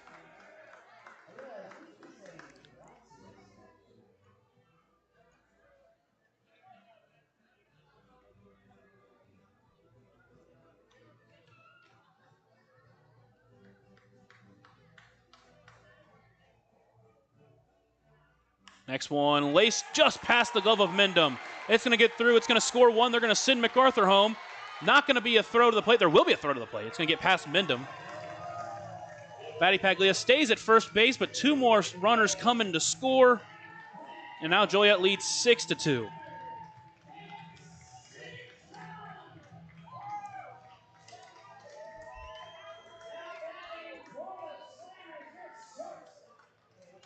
Mac Peterson jumps out of the dugout. He's going to go get his guy. It was 3 fantastic innings, and then just Joliet finding some holes and then finding something against them. And they score 6 in this inning, and it's going to be up to whoever's next to get them out of this.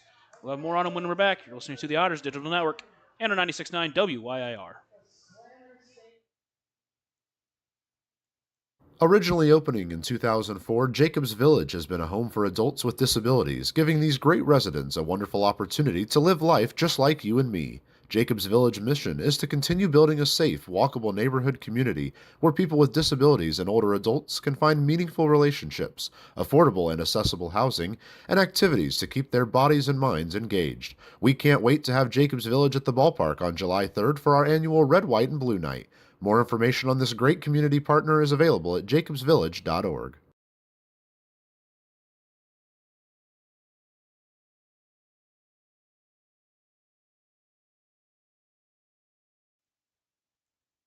Right now in Vanderburgh County, over 800 children are in the child welfare system waiting for someone to be their voice, and you could be that voice by becoming a court-appointed special advocate, a CASA volunteer. Donating just a few hours a month of your time can change a child's life forever. Vanderburgh County CASA invites you to join them. Stand up, speak out, be for the child, be a CASA. For more information, visit vandcasa.com. That's VANDCASA.com.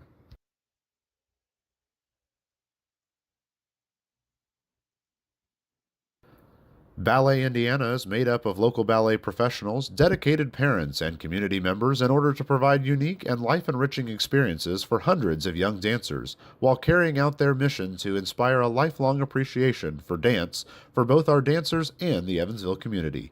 More information on Ballet Indiana and information about their upcoming performances is available at balletindiana.org. It's Yohan Gonzalez, the next pitcher for the Otters. Gonzalez on the mound. Logan Brown behind the plate. That pitcher and catcher battery is sponsored by the Answer Auto Repair East. Find your needs at the Answer Auto Repair East, located at 2319 North Green River Road, or call 812-475-9000. Gonzalez enters with a runner at first and 1 away, and the first batter he'll face will be the shortstop, Braylon Marine.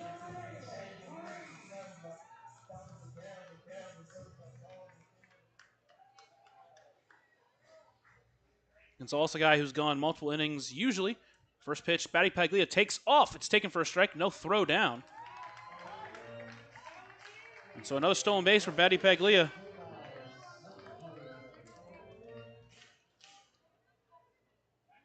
Gonzalez entering with a 6.85 ERA, but when he's been on, he's been extremely tough to hit. Next pitch on the ground towards short, brought in by Camus. Throw to first in time for out number 2. Runner does advance to third, but now 2 away. Just need an out to get out of the inning.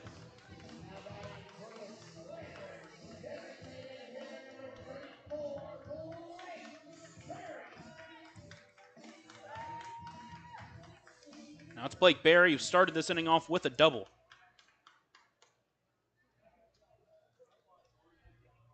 He waits the first pitch from Gonzalez. That one is just outside the zone for a ball.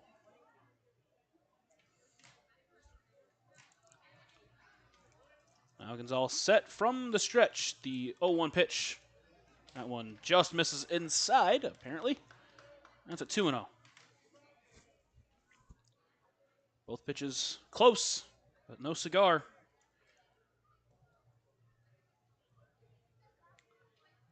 The 2-0 pitch from Gonzalez. That one runs up and away, and now it's a 3-0 count. Is a base open, 2 bases open, in fact, but I'm going to try and come and get this guy. The 3-0 pitch. Swinging, fouled that one back, and now it's at 3-1. So both times this team's been at 3-0 counts. They've been swinging.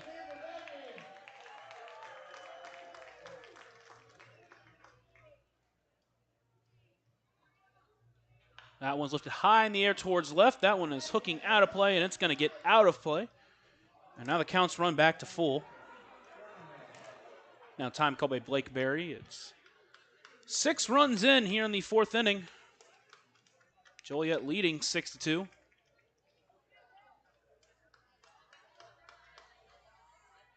Yohan looks in. Now he's set once again to deliver the payoff pitch to the DH Berry. Lifts that one into center field. Benson's going to have to go back. He's going to the track, to the wall. It's just past his glove. It's going to get off the wall, and it's going to be the second double of the inning for Blake Berry, and this one's going to score Batty Paglia from third.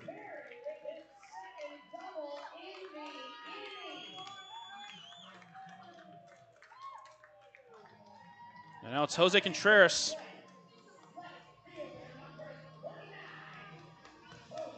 Contreras struck out earlier this inning. Trying to extend this 7-run 4th inning for Joliet. Gonzalez delivers that one low and away and starts behind him 1-0. Contreras struck out both times, but both of those at-bats coming against Simpson. That pitch, soft looper into left. Taylor's going to come in on it, but he's not going to be able to bring it in. Another run's going to come in to score.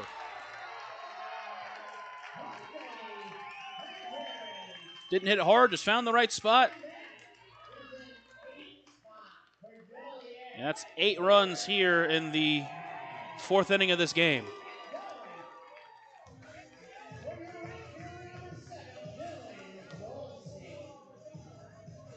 Now it's Goldstein. He singled his last time up this inning.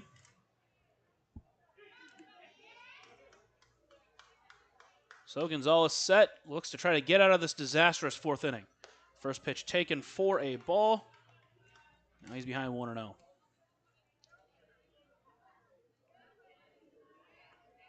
Goldstein with a 3.75 OBP. Got out a couple of times so far in this game. Takes that pitch for a ball. That's 2-0.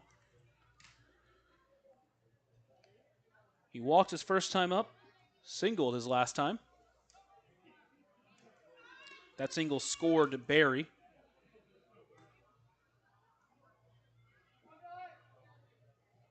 Now awaiting the 2-0 pitch from Yohan Gonzalez. Swings through that one. He's got nothing, and count moves to 2-1.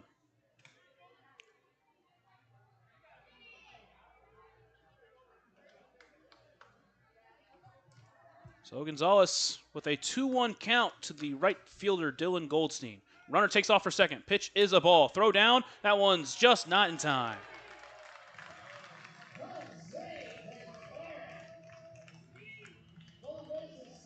Pitch was called a ball. Just missed outside. Now it's a 3-1 count.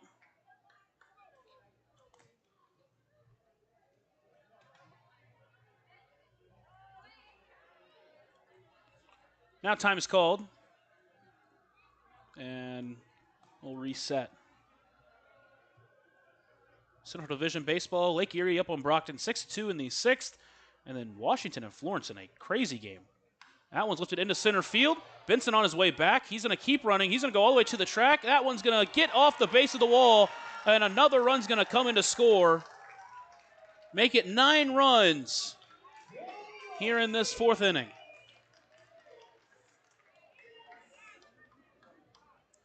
Dylan Goldstein's 2nd hit of the game, 3rd time he's reached base.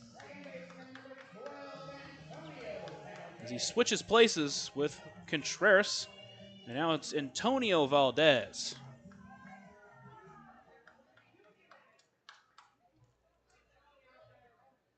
Speaking of the Florence and Washington game, Florence up 16-9 on Washington. Next pitch in the dirt. So this is the 4th batter that's come up to plate for the 2nd time in this inning.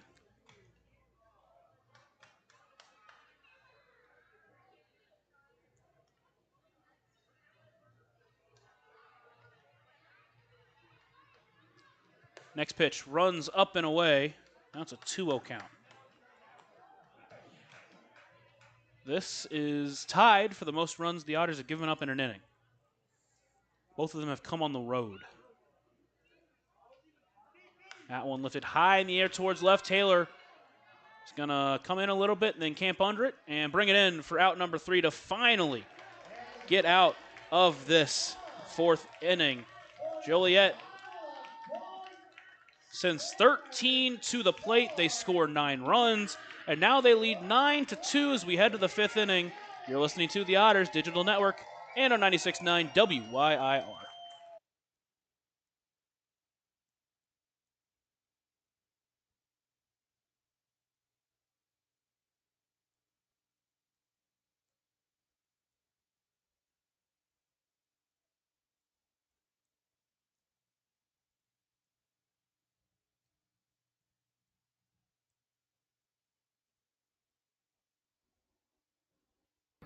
Maintaining our independence becomes more and more vital as we age. Swerka and More can help you navigate this important journey by answering your questions and connecting you to free and unbiased community resources and support services.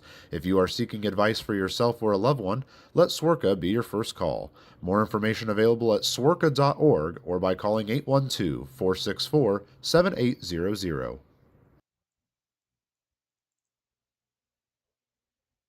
Originally opening in 2004, Jacobs Village has been a home for adults with disabilities, giving these great residents a wonderful opportunity to live life just like you and me. Jacobs Village mission is to continue building a safe, walkable neighborhood community where people with disabilities and older adults can find meaningful relationships, affordable and accessible housing, and activities to keep their bodies and minds engaged. We can't wait to have Jacobs Village at the ballpark on July 3rd for our annual Red, White, and Blue Night. More information on this great community partner is available at jacobsvillage.org. We head to the 5th inning, the Buffalo Wild Wings 5th inning, because it's back at Buffalo Wild Wings. All you can eat wings and fries, Monday through Thursday, now including traditional wings. That's right, with all of your favorite sauces, just $19.99 for boneless and $24.99 for traditional. Monday through Thursday, dine in only at either Evansville location, 545 Pearl Drive and 715 North Green River Road for a limited time. JT Benson takes the first pitch for a strike. Is Pena ready to deliver again? That one's outside for a ball, and now he evens up at 1-1. The Otters trail for the first time in this series, and it's by a wide margin. They're trailing 9-2 after 9 runs from Joliet in the 4th. Benson swings through that one, and now he's behind 1-2. There were definitely some hard-hit balls at the tail end of that inning, but a lot of balls that just barely found some open space, some bloopers. But it came together for 9 runs. Benson swings at that one, and he's going to go down swinging. The second straight strikeout for Pena, and with 1 away, it's up to Pavin Parks. The Otters going to have to fight from behind by quite a bit, but we've seen these bats be able to put up runs in a hurry, and why not now, I suppose is the mantra. That pitch to Pavin is taken for a strike. He starts behind 0-1. They got to Pena back in the 3rd inning by getting 2, but Haven't been able to do anything other than that. That one's fouled off. Now Pavin behind 0-2. Even in that inning, they left the bases loaded. They've stranded a runner in each of the 4 innings.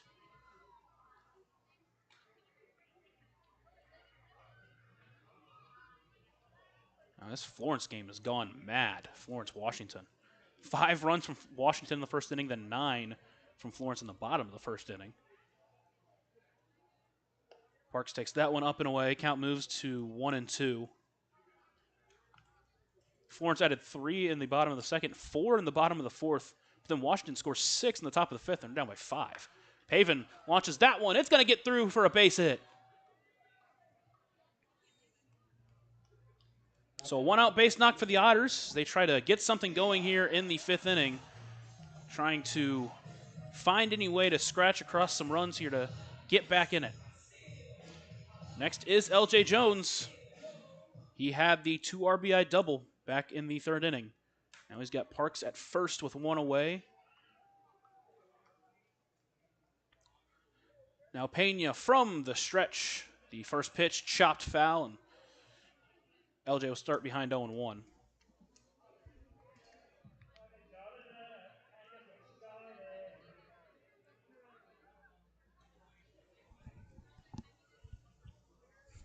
Evansville needs to find their bats and find them quickly. Now the 0-1 pitch to Jones runs way high. Great job by the catcher Stingren to even bring it in. Kind of evens up at 1-1.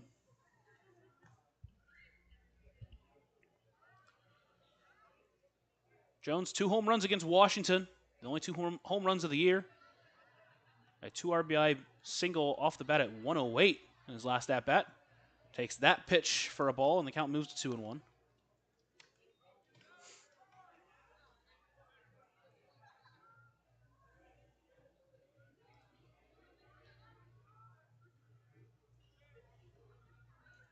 Next pitch, swings through that one. Count evens up at 2-2.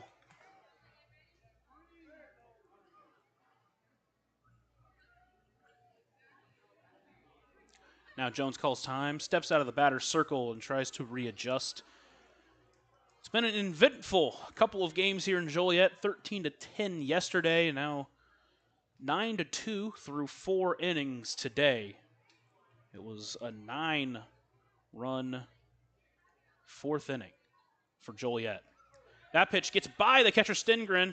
Pavin's going to take second base. Long turnover at second, but he's going to stay put. That pitch missed, so now the count's going to run full at 3-2.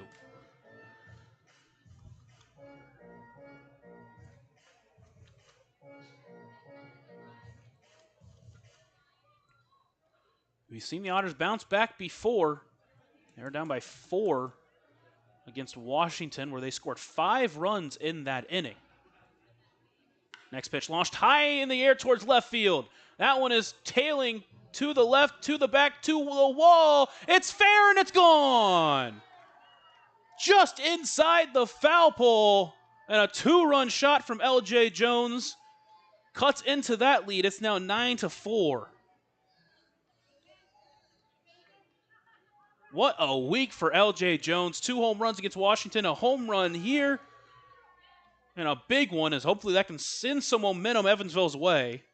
Still trailing by 5, but signs of life is always huge.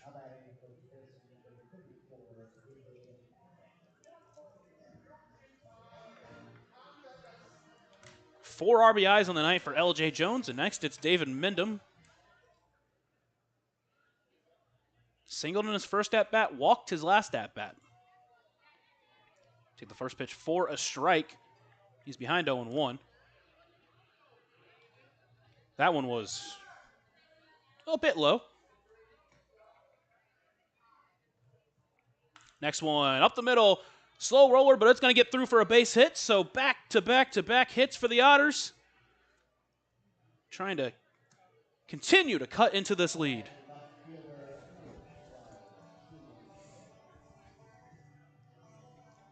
Now it's Keenan Taylor. Singled in his first at-bat. Grounded out. in his last at-bat to third base.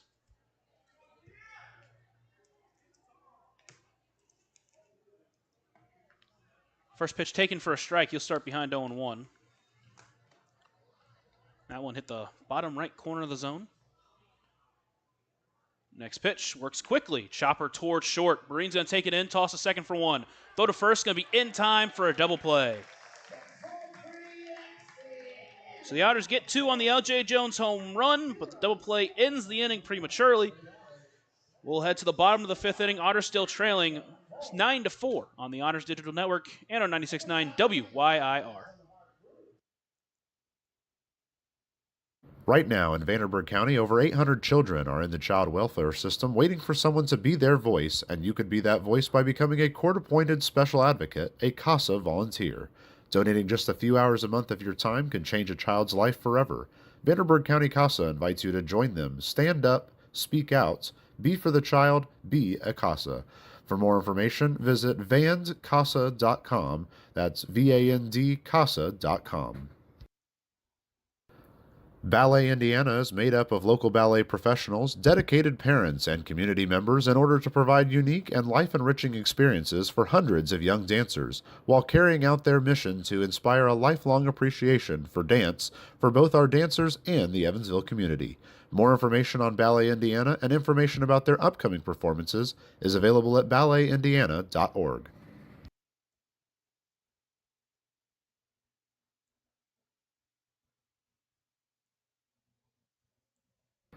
Maintaining our independence becomes more and more vital as we age. Swerka and More can help you navigate this important journey by answering your questions and connecting you to free and unbiased community resources and support services.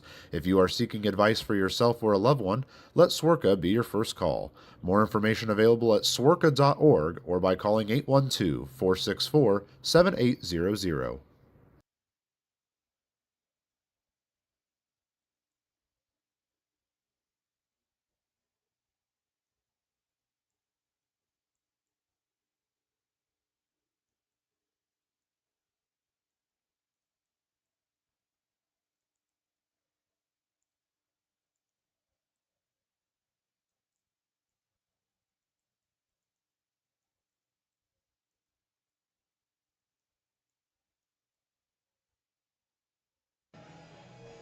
Yohan Gonzalez out there for another inning of work, as now he'll start the inning and try to keep this lead where it's at. Otters trailing 9-4 as we enter the bottom of the fifth inning. Again, we've seen these bats get hot, so hopefully the bullpen the rest of the way can start to string together some scoreless innings.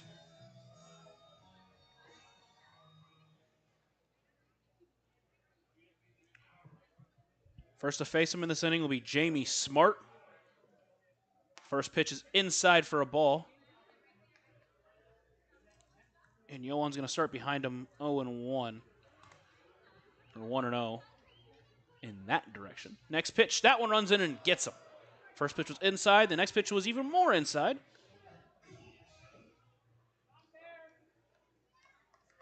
And now the leadoff runner is on base for the catcher, Drew Stengren.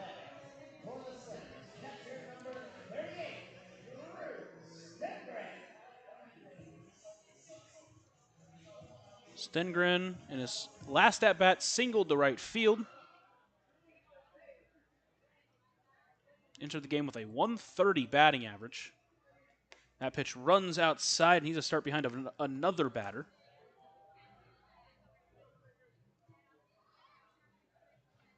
Stengren making his 9th appearance on the year.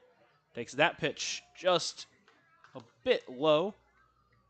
Count moves to 2-0.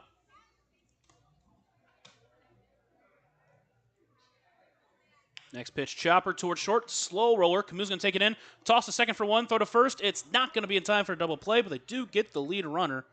And they get an out.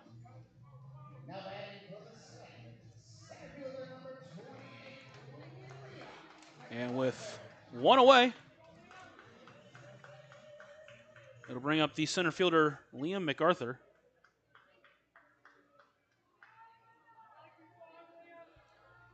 He'll step into the left-handed batter's box. First pitch taken for a strike. He starts behind 0-1.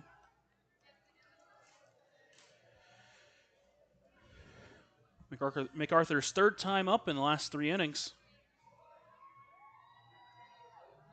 Next one runs inside. That's going to hit him.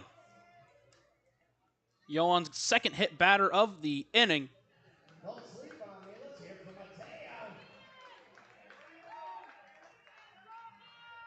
And with one away, there'll be runners on first and second for the third baseman, Ian Battipaglia. 3 singles, 2 of them infield singles. So Camus going to tie his shoe over at shortstop.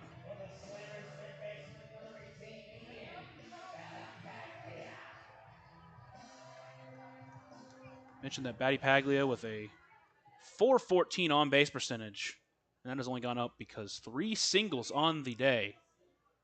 First pitch, that one's a looper into right field. Jones going to come in on it, still running. That one's going to get down. I believe it hit the ground as he slid for it. It did. A trap catch for L.J. Jones, just couldn't bring it in. And another looping single halves the bases loaded.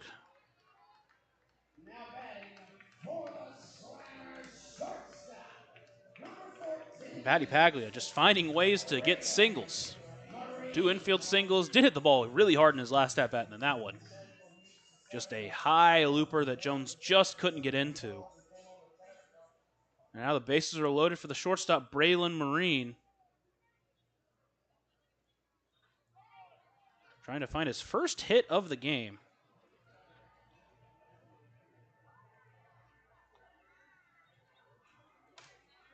He waits the first pitch. That one is in there for a strike. He'll start behind 0-1. It's Stengren at third, MacArthur at second, and Battipaglia over at first. Next pitch inside. Now the count evens up at 1-1.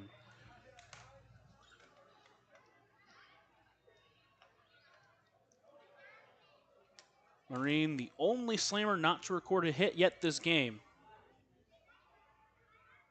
That pitch, that one's hard hitting to right. Jones going to come in on it. Now stay where he's at. That's a deep fly ball out number 2. Everyone's going to tag. It's cut off by Mendham, and a run's going to come to score on the sacrifice fly from Braylon Marine.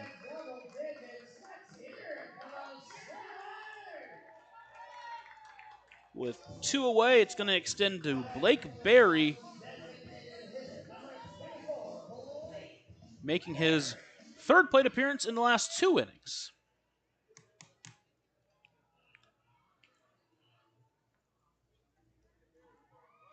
Hit 2 doubles in the 4th inning. First pitch taken for a strike. He'll start behind 0-1. The second double he hit was against Yohan Gonzalez.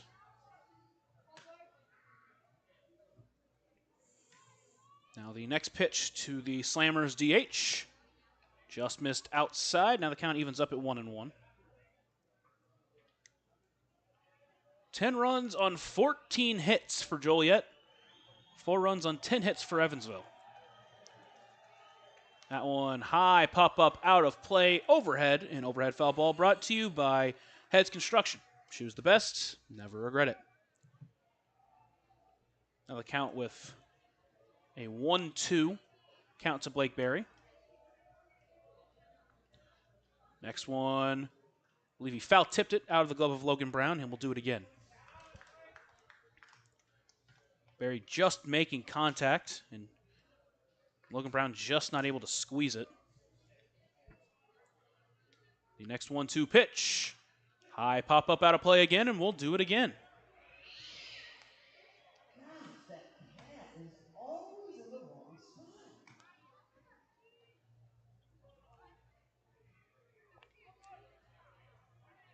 Berry with his 2 doubles last inning. Also struck out in the 1st inning. Now waits the 1-2 pitch. Another foul ball out of play. And we'll do it again.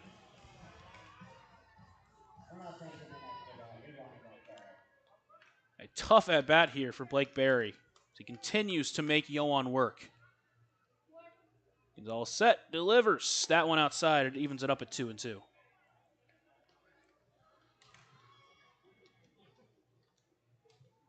Blake Berry trying to extend this Slammers lead. 2-2. Swung on a miss, first strike 3. A German-American bank strikeout to get out of the inning, but Joliet does score 1. They extend their lead 10-4. You're listening to the Otters Digital Network and on 96.9 WYIR.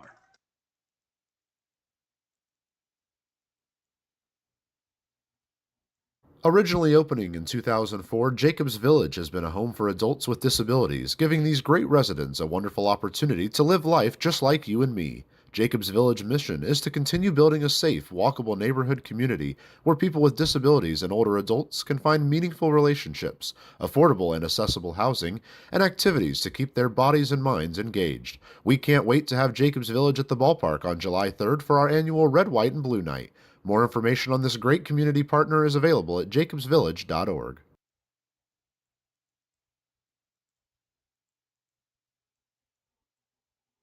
Right now in Vanderburgh County, over 800 children are in the child welfare system waiting for someone to be their voice, and you could be that voice by becoming a court-appointed special advocate, a CASA volunteer. Donating just a few hours a month of your time can change a child's life forever. Vanderburgh County CASA invites you to join them. Stand up, speak out, be for the child, be a CASA. For more information, visit vandcasa.com. That's VAND CASA.com.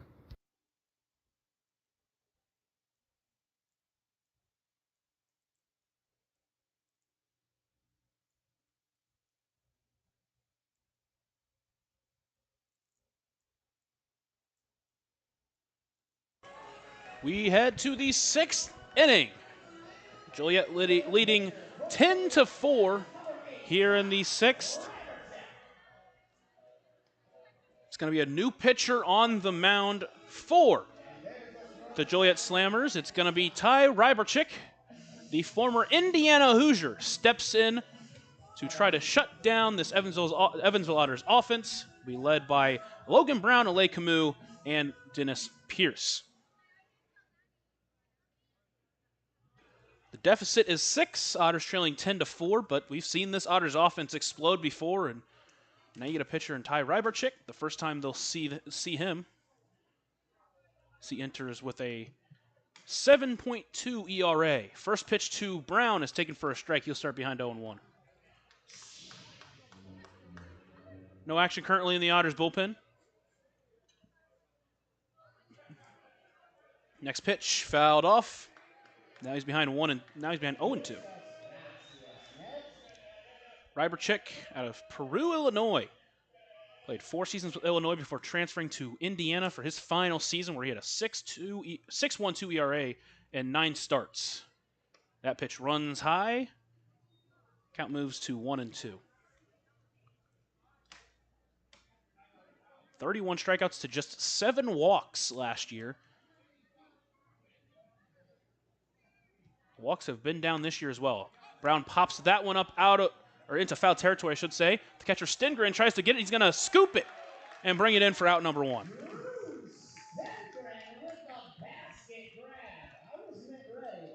Over the shoulder basket catch there for the catcher Stengren. With 1 away, Camus will come to the plate.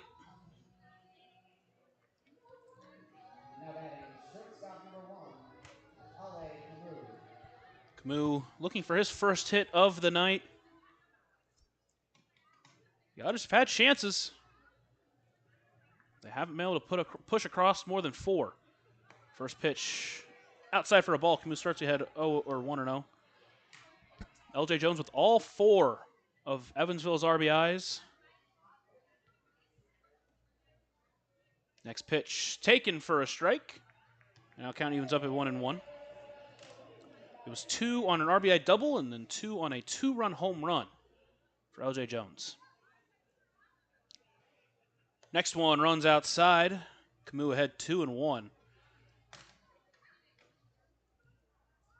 Camus entering with a 207 batting average with some fantastic defense. That one's laced into center field. MacArthur's going to go out just a little bit and bring it in for out number 2. That one was hit very hard off the bat, 99 miles per hour off the bat, but couldn't find the hole. That's been the difference between these two teams. Been some hard hits, been some not so hard hits, but when it's mattered, Joliet's found the holes. Now it's Dennis Pierce trying to extend the 6th inning. Got a 2-out hit back in the 4th. He swings through that one, didn't mean to, but he's going to start behind 0-1. Pierce 3 for 3 on the night. He's 12 for 23 this week with 3 home runs, 7 RBIs, a couple of doubles. He fouls that one off. Swung at it hard, but just barely made contact. Now he's behind 0-2.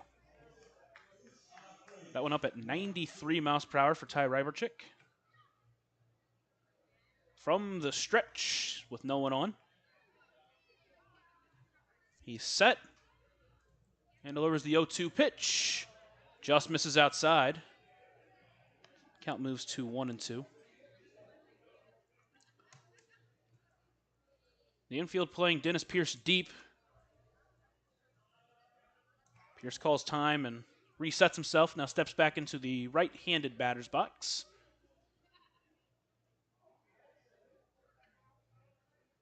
The sun mostly off the field at this point, just a little bit out in left center field.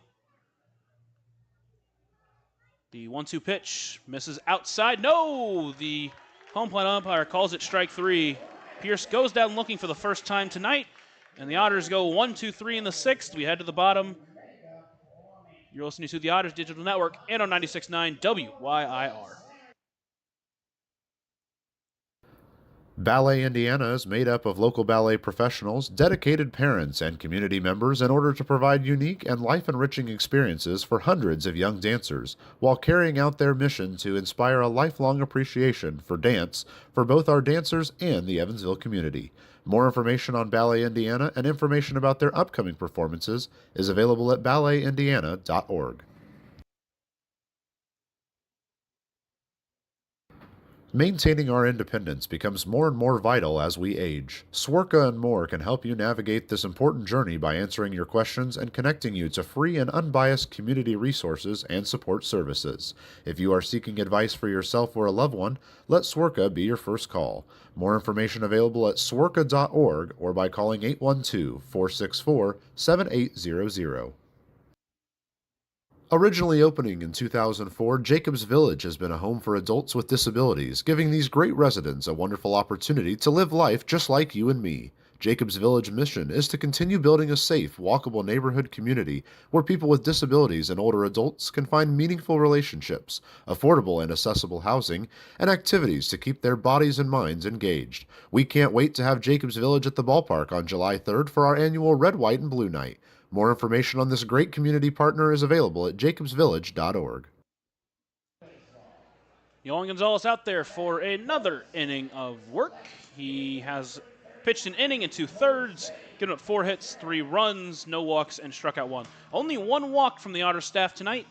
It's been hits that have gotten them, and the first one to meet him in this inning is going to be Jose Contreras.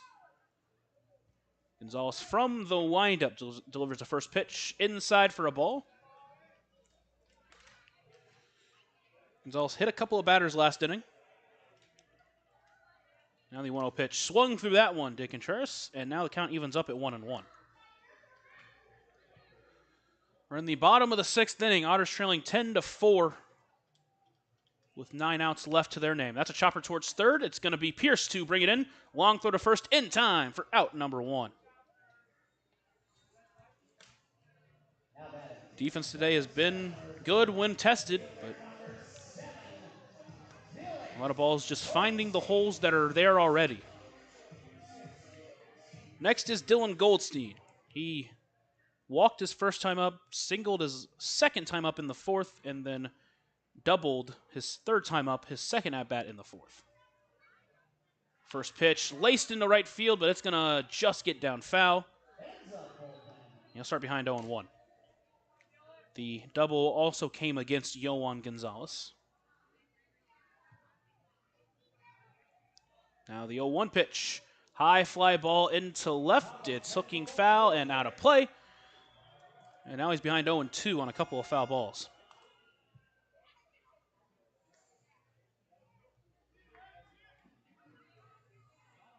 .42 pitches for Yohan Gonzalez in this outing.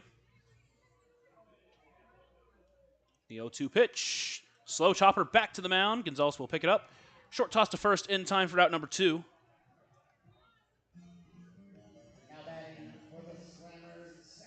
And with 2 away, it's going to be Antonio Valdez, 1 for 3. Scratch that, 2 for 3 on the night. Came around to score in the 4th and then ended the 4th inning with a fly out to left field.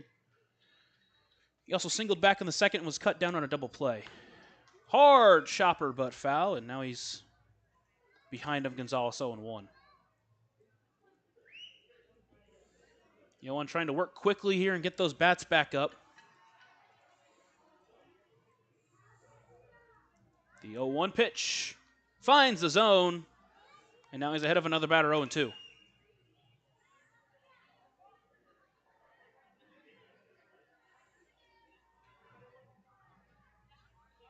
The 0-2 pitch to Valdez. Runs outside.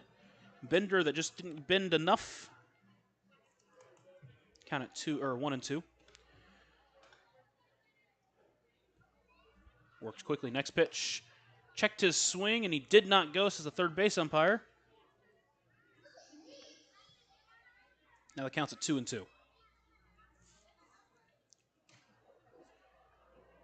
Valdez set and ready for the pitch from Gonzalez. Chops that one, fouls, he stays alive. We've seen a lot of these at-bats from Joliet these last couple of days. They don't go down without a fight, usually.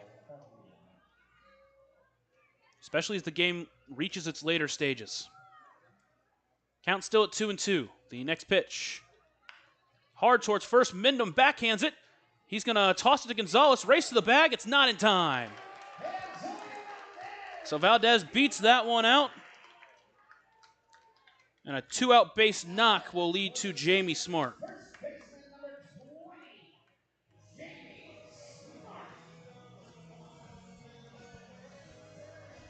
Gonzalez just not quick enough over to first.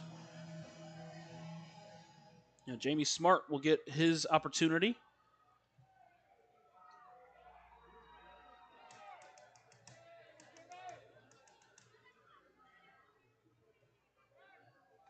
Check over at first. In time! Got him on the pickoff! A quick pickoff from Yohan Gonzalez ends the inning. And so that after 6, still trailing at 10-4 are the Otters to head to the plate. You're listening to the Otters Digital Network and on 96.9 WYIR.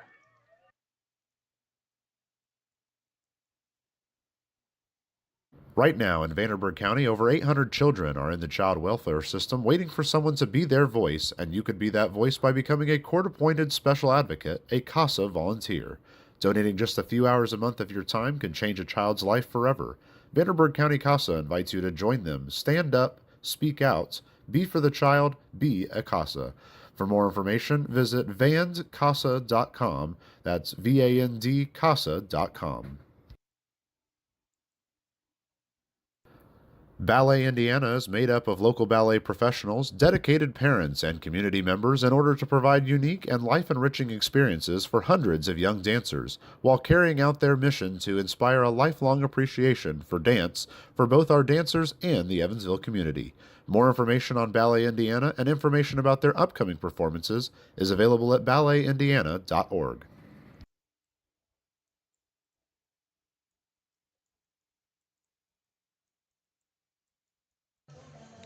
Ryberchik, after sending down the Otters 1-2-3 in the 6th inning, back out there for the 7th inning, and it will be Graham Brown, JT Benson, Paven Parks to meet him.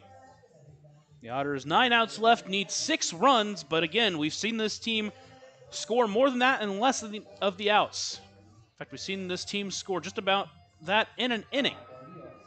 So they can do it. It's just about getting to this pitcher who looked very good in that first inning. So Brown steps up, a loud out in his in the 3rd inning. A couple of flyouts to center and also struck out. First pitch taken for a ball. He starts ahead of him 1-0.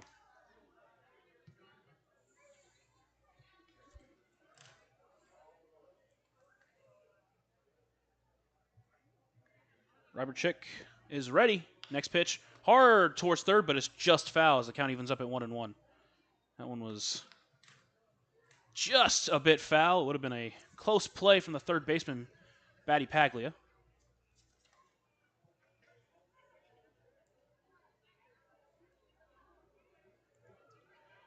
Ryberczyk set and delivers the 1-1 pitch. Chopper towards third. Batty Paglia brings it in.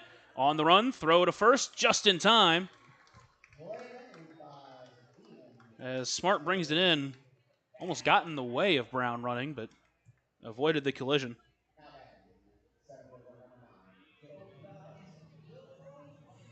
And with one away, it's going to be JT Benson.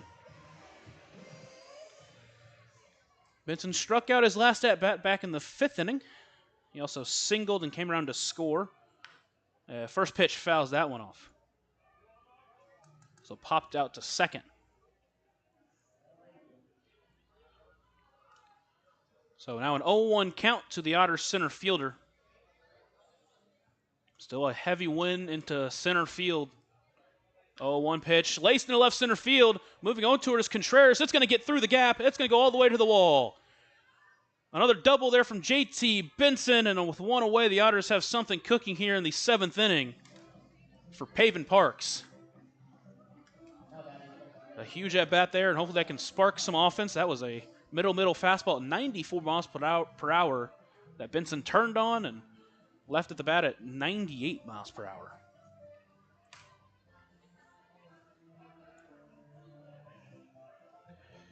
Parks has reached twice. He's walked and reached on a single his last time up.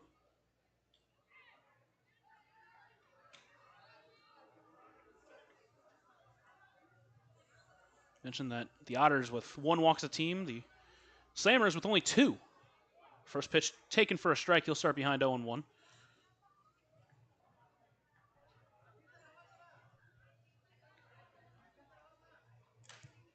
Parks came around to score on the L.J. Jones home run in his last at-bat. Trying to get that runner in from second. Next pitch in there for a strike. Now he's behind 0-2.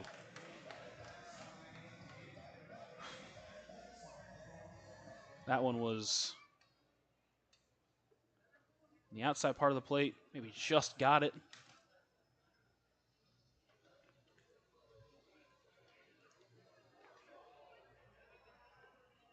Pavin awaits the 0-2 pitch. That's going to be a balk. Ryberczyk never came set. So now a runner at third with only 1 away. Pavin with 2 strikes on him and an 0-2 count.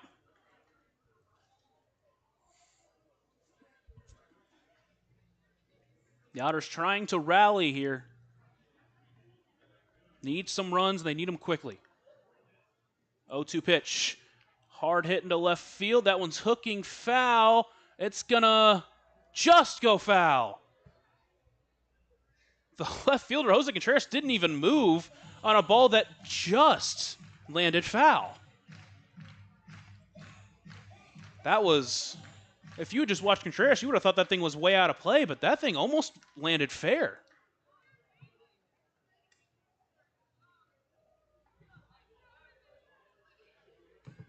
So the count's still at 0-2 for Parks. Next pitch from Ryberczyk. Chopper, but that one's going to go foul as he fouls off another one.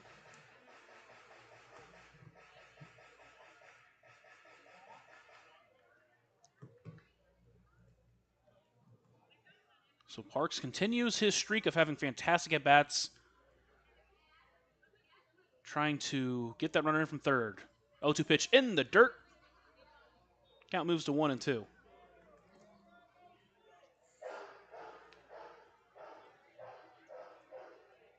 The Otters trailing 10-4 against this Joliet Slammers squad that currently hold the second wild card spot. Obviously, we're still in June, but always want to watch that.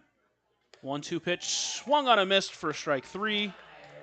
A big out number 2 for Ryberczyk. And now it's L.J. Jones to the plate. Grounded out his first time up, but the last 2 at-bats, a 2 RBI double and a 2 RBI home run. Tries to get an RBI in his 3rd straight at-bat. He's got JT Benson at third.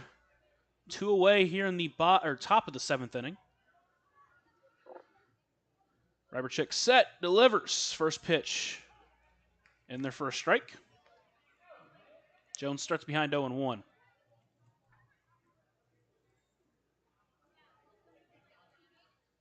Next pitch in from Ryberchik. Fouled that one off, does Jones, and now he's behind 0-2 and has to work from behind.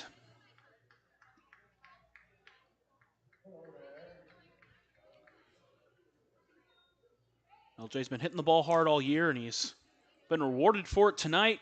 Been rewarded for it all week, really. The 0-2 pitch. Pulled the string, got him swinging. So back-to-back strikeouts gets Ryberchik out of the inning after a runner got to third. The Otters strand one more, and they still trail by 6. You're listening to the Otters Digital Network and on 96.9 WYIR.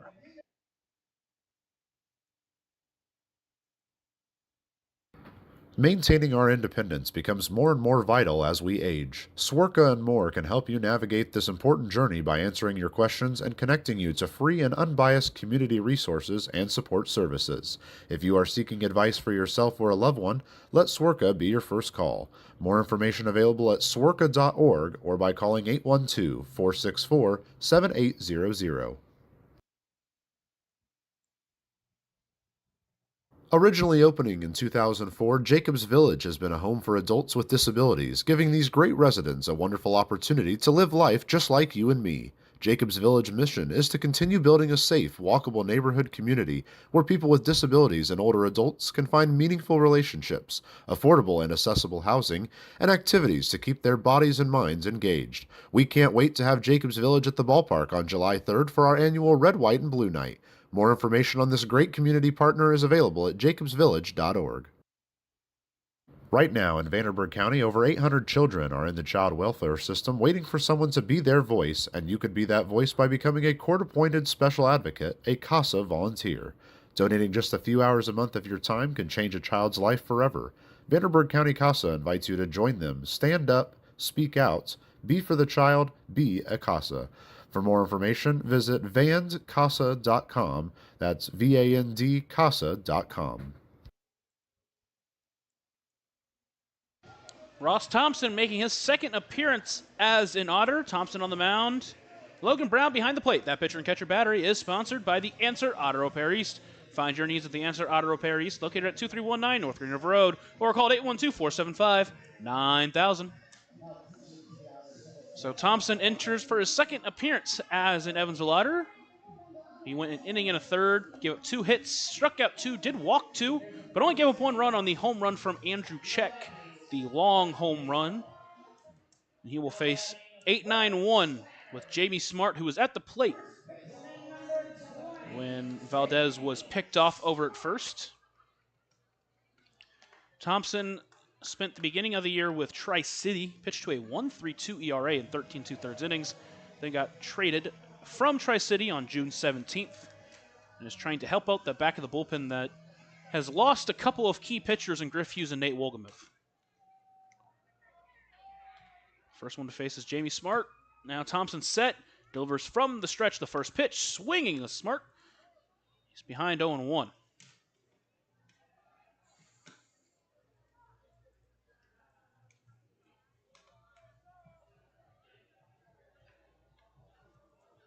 Thompson set once again, delivers the next pitch. That one's a high pop-up into shallow left field. That one is hooking. It's going to get out of play.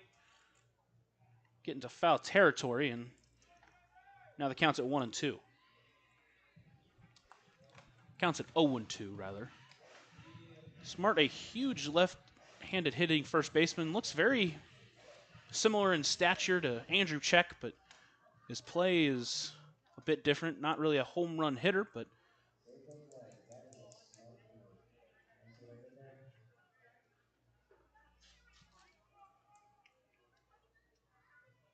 only making his 9th appearance. Scratch that. Making his 35th appearance this year for Joliet.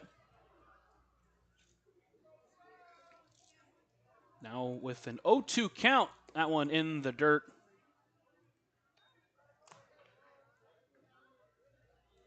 Up at 91 miles an hour for Ross Thompson.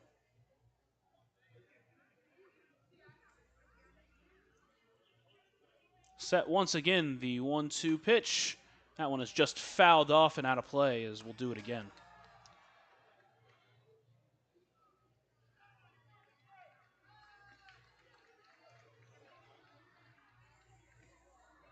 Smart back into the left-handed batter's box, awaiting the 1-2 pitch from the Otters pitcher Ross Thompson. It's a chopper towards second, brought in by Brown. Throw to first in time for out number 1. And with one away, it's the catcher Drew Stengren. Stengren scored a couple of runs. He's 1 for 3. He reached via the fielder's choice in his last at-bat. Lake Erie beating Rockton 7-2. Florence beating Washington 17-11.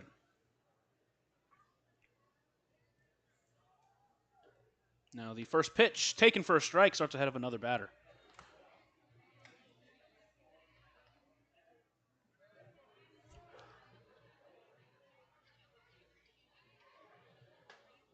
Now the next pitch in the dirt. Count evens up at 1-1. Day full baseball everywhere in the MLB. The Braves beating the Marlins 7-0. The Cardinals walking off the Reds 6-5, winning their 5th straight game. Speaking of that, Matt Will's Royals trying to win their 5th straight game. Next pitch, a ball, and the count moves to 2-1. They're currently trailing the Padres 2-1 in the 7th inning. The Rockies and Diamondbacks are just starting, and the Mets and Phillies. Mets winning 5-4 in the top of the 6th.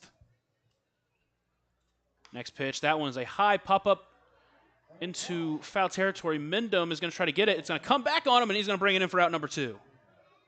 That one was hooking out of play, and the wind brought it back. Mendham did great to adjust, and with 2 away, it will be Liam MacArthur back to the top of the lineup.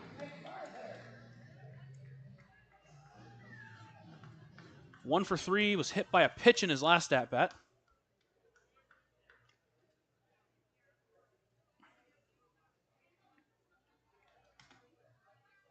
And now he waits the first pitch. Taken for a strike. He starts behind 0-1. Still games yet to start. The Astros and Angels start at 8:38 p.m. Next pitch, chopper over the head of Pierce. That one was a high chopper. And why not, in a day like this, find any ways to keep getting on base. And a 2-out hit extends the inning to Batty Paglia, who is 4 for 4. A couple of infield singles, a bloop hit. Had one that was very hard hit. Trying to extend his 4 for 4 day. Another game still waiting to start. Nationals and Dodgers at 9:10, and at 9:05, Riley's Cleveland Guardians taking on the Athletics. First pitch taken for a strike. He starts ahead of Batty Paglia 0-1.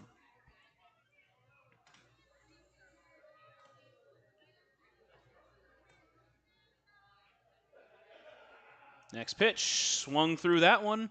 Now Batty Paglia down 0-2. Again, trying to keep his perfect day alive.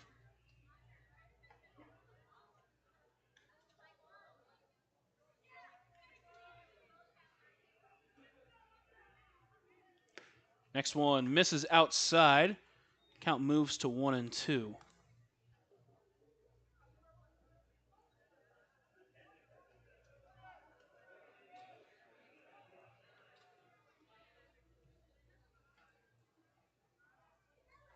That one is laced into right field. That's going to get down for a base hit. Cut off by Jones. MacArthur's going to take third base.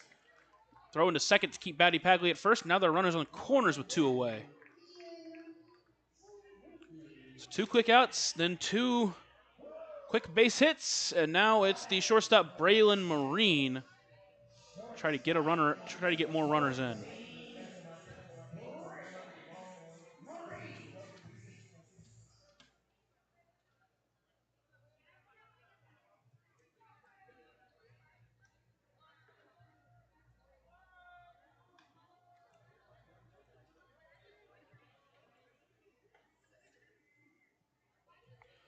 Marine steps in, 0 for 3 on the day, but did have a sac fly in his last at-bat.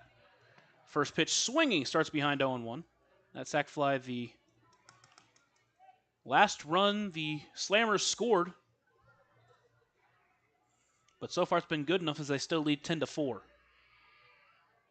Next pitch, misses low. Count evens up at 1-1.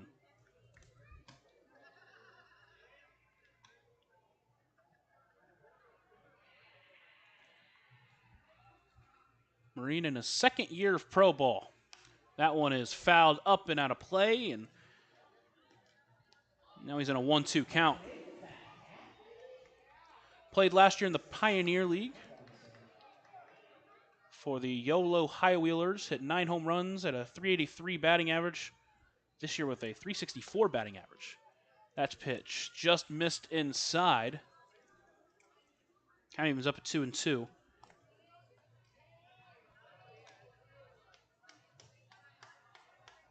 After playing 5 years with Newberry College. That one up the middle. Brown diving but can't get it. Another run's going to come in to score.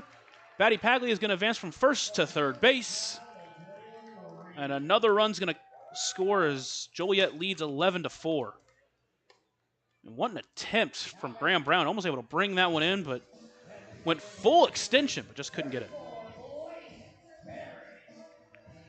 Next is Blake Berry. Couple of doubles in the 4th inning is his damage. Also struck out his other 2 at-bats. That one taken low. And Thompson behind him, 1-0. So after 2 outs, 3 straight hits. Now the 1-0 pitch. That one's taken for a strike. It evens it up at 1-1.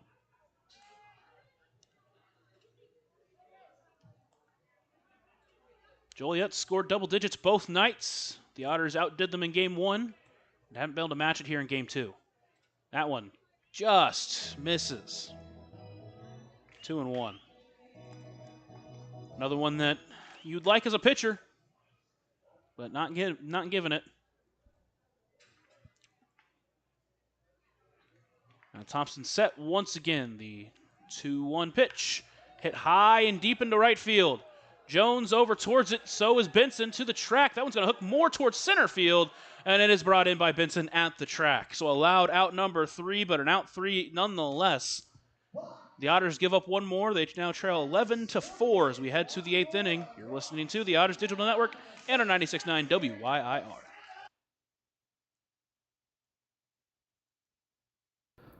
Ballet Indiana is made up of local ballet professionals, dedicated parents, and community members in order to provide unique and life-enriching experiences for hundreds of young dancers, while carrying out their mission to inspire a lifelong appreciation for dance for both our dancers and the Evansville community. More information on Ballet Indiana and information about their upcoming performances is available at balletindiana.org.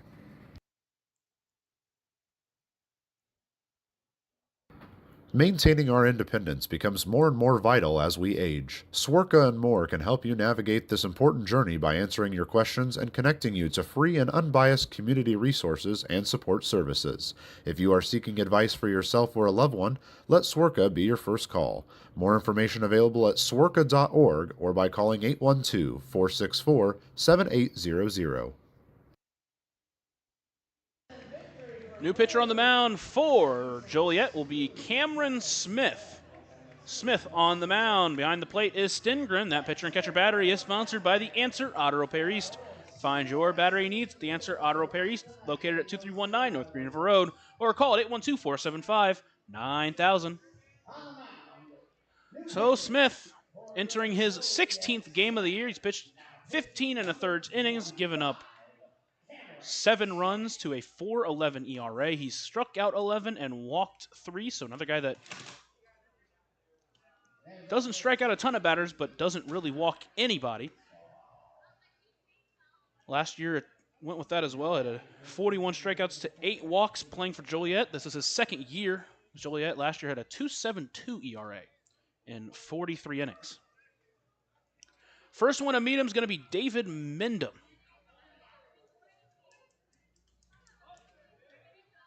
First pitch, taken for a strike. He starts behind 0-1. Mendham 2 for 2 tonight with a walk. He has been on base every single time. Next one, That one's taken for a strike, and now Mindham has to work from behind 0-2. He'll take time and step out of the box. A couple of pitches on the corner, given to the pitcher.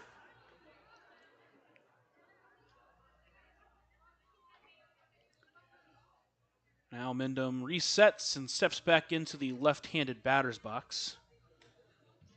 Mentioned how important Mindham's bat is to this Otters offense. As he takes that pitch for a ball. And tonight is just a sign of why, as he has been on base every single time, and if you can get on base with some of these other sluggers, that is a huge plus. The 1-2 pitch, that one is a looper towards right, but the second baseman's going to be able to get under it and bring it in for out number 1. So with one away, it's Keenan Taylor. There were some defensive switches. Liam MacArthur went from right to left field. Jose Contreras into first base, and Chris Davis subs in for Jamie Smart. And he'll play center field. So Liam MacArthur actually went from center to left field. That's on me. First pitch to Taylor is taken for a strike. He starts behind 0-1. That one, well, not a bad take, let's just say.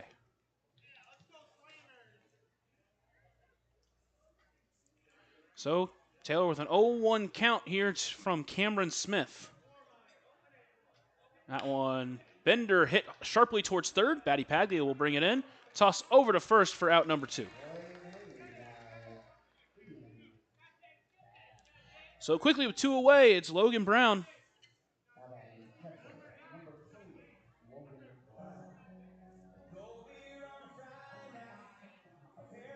So with 2 away, Logan Brown trying to extend this 8th inning for the Otters.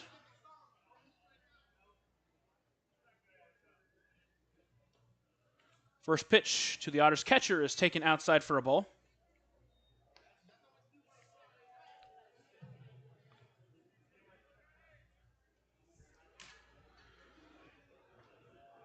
Set and ready, the 0-1 pitch. Lace up the middle, that's a base hit. That's hit number 400.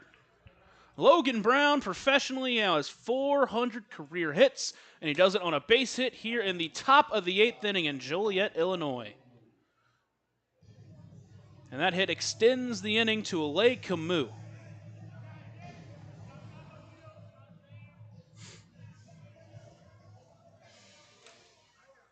So Camus tries to keep this inning alive and try to get the Otters here on a 2-out rally. First pitch into the Otters shortstop. He swings at that one, he fouls it off. Logan Brown, the former USI Screaming Eagle, drafted by the Braves and spent time with them. Eventually came to the Otters last year. And now is back this year. That one up the middle, right back at the pitcher, Smith. He's going to bring it in after it goes right off his chest for out number 3 after his toss to first. Another loud out for Alay Camus. Does nothing, but Logan Brown gets hit number 400. We head to the bottom of the 8th inning. Otters trail 11-4. You're listening to the Otters Digital Network. Originally opening in 2004, Jacobs Village has been a home for adults with disabilities, giving these great residents a wonderful opportunity to live life just like you and me. Jacobs Village mission is to continue building a safe, walkable neighborhood community where people with disabilities and older adults can find meaningful relationships, affordable and accessible housing, and activities to keep their bodies and minds engaged. We can't wait to have Jacobs Village at the ballpark on July 3rd for our annual Red, White, and Blue Night.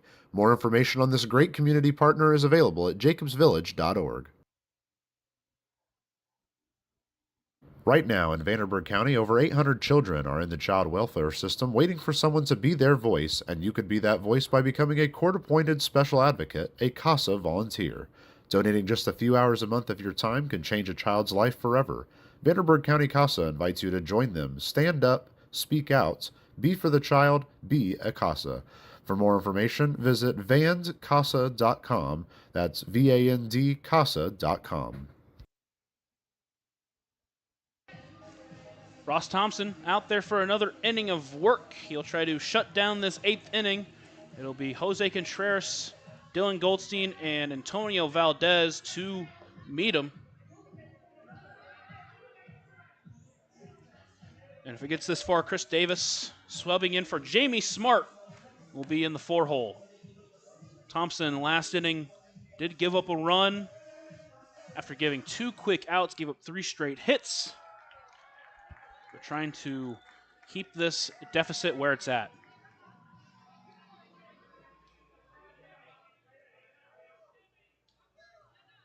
So Contreras steps into the into the right-handed batter's box, excuse me. First pitch, chopper, foul. Thompson starts ahead of him 0-1. 1 for 4 days. He struck out twice. He singled in his second at-bat of the 4th inning and then grounded out to the third baseman in his last at-bat. That one inside, and the count evens up at 1-1.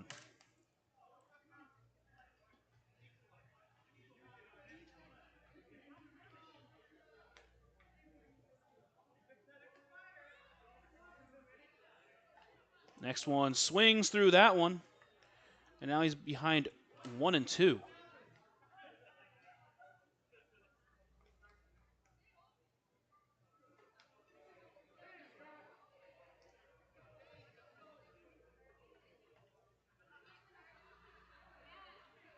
That one up the middle, just past the glove of Thompson. And that's going to be a leadoff base hit for Jose Contreras.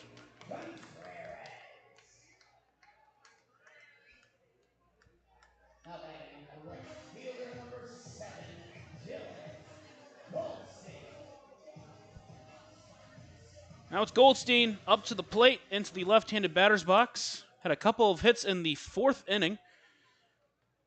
He also walked in the 2nd inning and grounded out back to the pitcher in the 6th.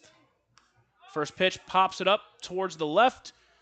It'll be Dennis Pierce who will camp under it in foul territory, and he'll bring it in for a quick out number 1. Now it's Valdez who steps to the plate.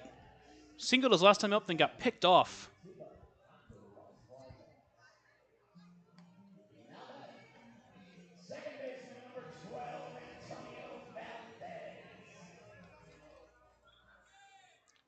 Valdez, the switch hitter, will be hitting left-handed all weekend. Swings through that one. He's behind 0-1.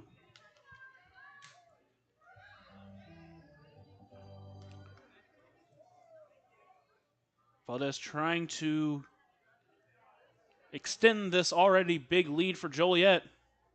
The 0-1 pitch. He checked his swing. Did he go? He did not, says the third base umpire, who's over in between short and third. Count evens up at 1-1.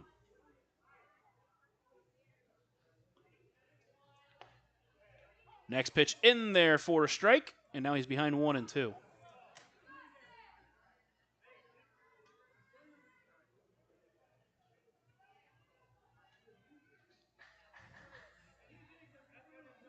Next one, chopper towards first. Minim's going to take it in, tag first for 1, throw to second, and it's not in time. Just couldn't get the tag on him. But the runner does advance to second base. They do get an out. Oops. And with 2 away, it'll be Chris Davis, his first at-bat of the night.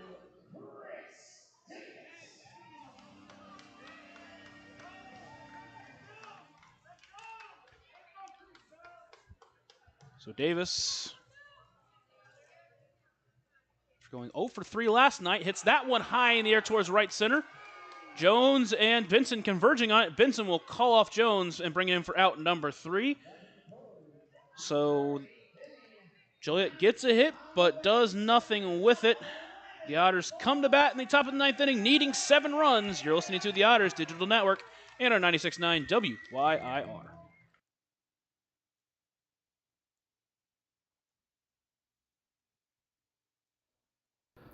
Ballet Indiana is made up of local ballet professionals, dedicated parents, and community members in order to provide unique and life-enriching experiences for hundreds of young dancers, while carrying out their mission to inspire a lifelong appreciation for dance for both our dancers and the Evansville community. More information on Ballet Indiana and information about their upcoming performances is available at balletindiana.org.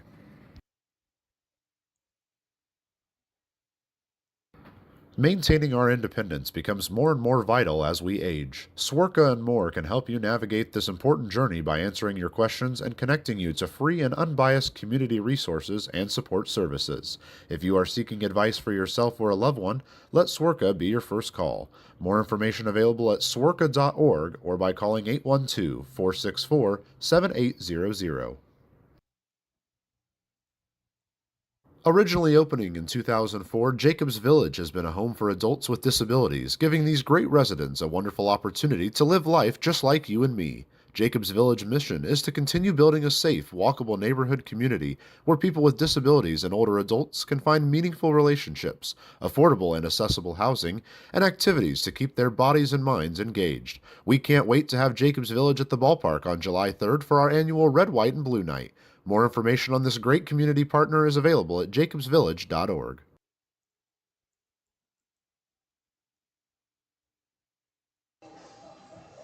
We head to the top of the ninth inning. New pitcher on the mound is going to be Chase Hopewell. Hopewell on the mound. Stengren behind the plate. That pitcher and catcher battery is sponsored by the Answer Auto Repair East. Find your battery needs at the Answer Auto Repair East, located at 2319 North Green River Road, or call 812-475-9000. It's going to be the top of the lineup, Dennis Pierce. Pierce 3 for 4 on the night. Trying to get this inning started in the right way. Hopewell enters his 16th game, entering with a 4.11 ERA. First pitch, chopper towards short. Brought in by Marine. He throws it high. Contreras jumps, tries to get the tag down, but not in time as Pierce beats it out.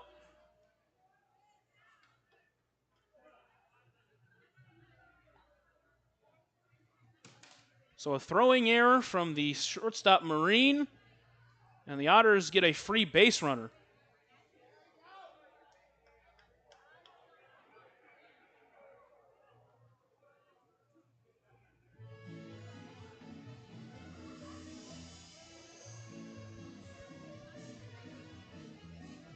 Now it's going to be Graham Brown with a runner on.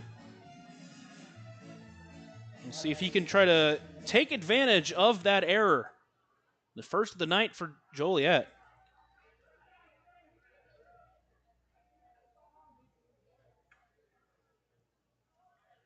First pitch to Brown is taken outside for a ball.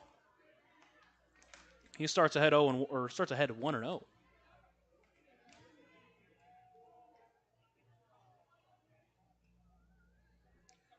Hopewell set and delivers. That one outside again, and now it's 2-0.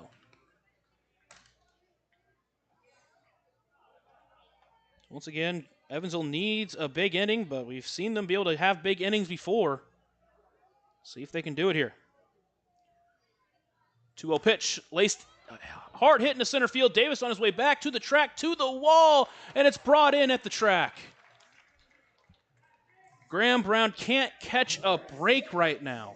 The third time tonight he's flown out to center. The second time he's flown out to the track.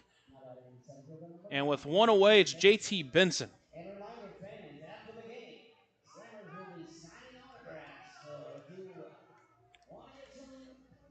Benson doubled his last time up. He's hit the ball hard a lot this weekend. He steps into the right-handed batter's box. He also singled back in the third inning. First pitch swinging, and he's behind 0-1. That pitch was a beautiful slider off the corner.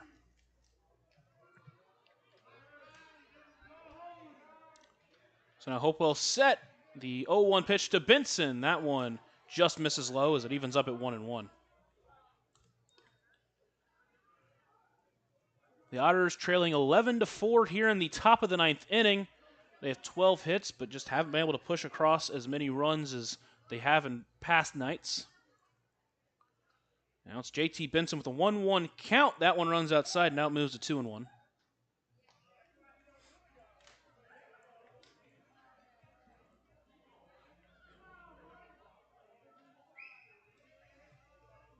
now Hopewell is set once again, awaits, and now delivers the 2-1 pitch to Benson. That one is looper back up the middle, but not very far as Valdez brings it in. But Dennis must have misread it as he jumped the wrong way, and now he's picked off at first, and that's a game-ending double play.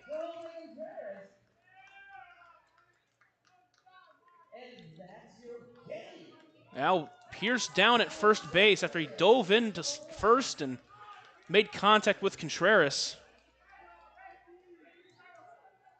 That is a tough way to lose. Again, it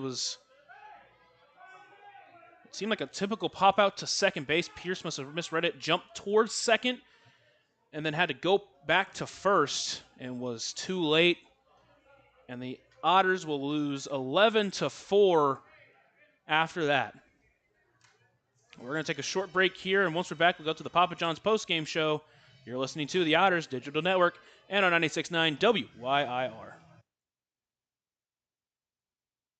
Right now in Vanderburgh County, over 800 children are in the child welfare system waiting for someone to be their voice, and you could be that voice by becoming a court-appointed special advocate, a CASA volunteer. Donating just a few hours a month of your time can change a child's life forever. Vanderburgh County CASA invites you to join them. Stand up, speak out, be for the child, be a CASA. For more information, visit vandcasa.com. That's VAND CASA.com. Ballet Indiana is made up of local ballet professionals, dedicated parents, and community members in order to provide unique and life-enriching experiences for hundreds of young dancers, while carrying out their mission to inspire a lifelong appreciation for dance for both our dancers and the Evansville community. More information on Ballet Indiana and information about their upcoming performances is available at balletindiana.org. Welcome into the Papa John's postgame show. Remember that Papa John's is the official sponsor of the Otters pregame and postgame shows, available every game night, 20 minutes before and 10 minutes after each Otters game on the Otters Digital Network, Home Team Network, and around 96.9 WYIR. So after the Otters score 13 en route to their Game 1 win, they only put up 4 as they dropped Game 2 to Joliet 11-4. Garrett Simpson got his first professional start, and after 3 fantastic innings, he gave up 7 runs, all of those coming in the 4th inning, 9 hits. He did strike out 5 and only walked 1. The Otters, as a team, only walked 1 batter tonight. It was the hits that really did them in. Simpson will get credited with the loss in tonight's performance. Yohan Gonzalez followed, gave up 3 runs on his 2 2/3 innings, and then Ross Thompson only gave up 1, did work through some traffic after he gave up 4 hits, but only gave up 1 run and ended up finishing off the game for Evansville. Offensive-wise, it wasn't a bad game by any means. They finished with 12 total hits and scored 4 runs, but when you score 12 hits, you want to be able to score more runs than just 4. They end up stranding too many runners in this one, especially near the beginning of the game. Dennis Pierce started off, and he went 3 for 5 on the night, and he looked really good. Once again, 3 hits to start the game, but last 2 at-bats, he struck out and then reached on an error. Graham Brown went 0 for 5, but man, he hit the ball hard so many times tonight. Twice he sent a center fielder back to the wall, but just couldn't get it over the wall, couldn't find a gap. It was a very unlucky night for Graham Brown. JT Benson went 2 for 5 with a double. Pavin Parks 1 for 3. David Mendham went 2 for 3. He also drew a walk. Keenan Taylor 1 for 4. Logan Brown 1 for 4. Logan Brown with hit number 400 of his career. So congrats to Logan Brown. And then Alay Camus ended up 0 for 4. But LJ Jones, a story of the game, he went 2 for 4, had all 4 RBIs for Evansville tonight, and he scored a run. He hit a home run, his 3rd home run of this week. He has been on fire. He's been red hot, and hopefully the Otters can come back tomorrow and win the series. It's going to be a big game tomorrow, as Evansville's still looking for their first season win on the road. First series win on the road, I should say. The starters tomorrow are going to be Braden Scott for Evansville, as he comes in after a fantastic outing against Washington. And on the other end, it's going to be Jordan Powell, who enters with his 5th start. He enters with an 8.79 ERA. So the Otters probably favored in the pitcher department, but who knows? Obviously, it's yet to be seen. So it's, as I mentioned, Otters back tomorrow at 1:05 p.m. Central Time. We'll be back on the Papa John's pregame show at 12:45 p.m. with Game 3 of this series against Joliet. They have split so far, and the winner of that's going to take the series. And hopefully the Otters come out tomorrow victorious after tonight, where it was the 4th inning that really doomed them. In the 4th inning, it was a hit fest. 10 hits, 9 runs scored, and that was the killer. Other than that, Joliet only scored 1 run in the 5th and 1 run in the 7th.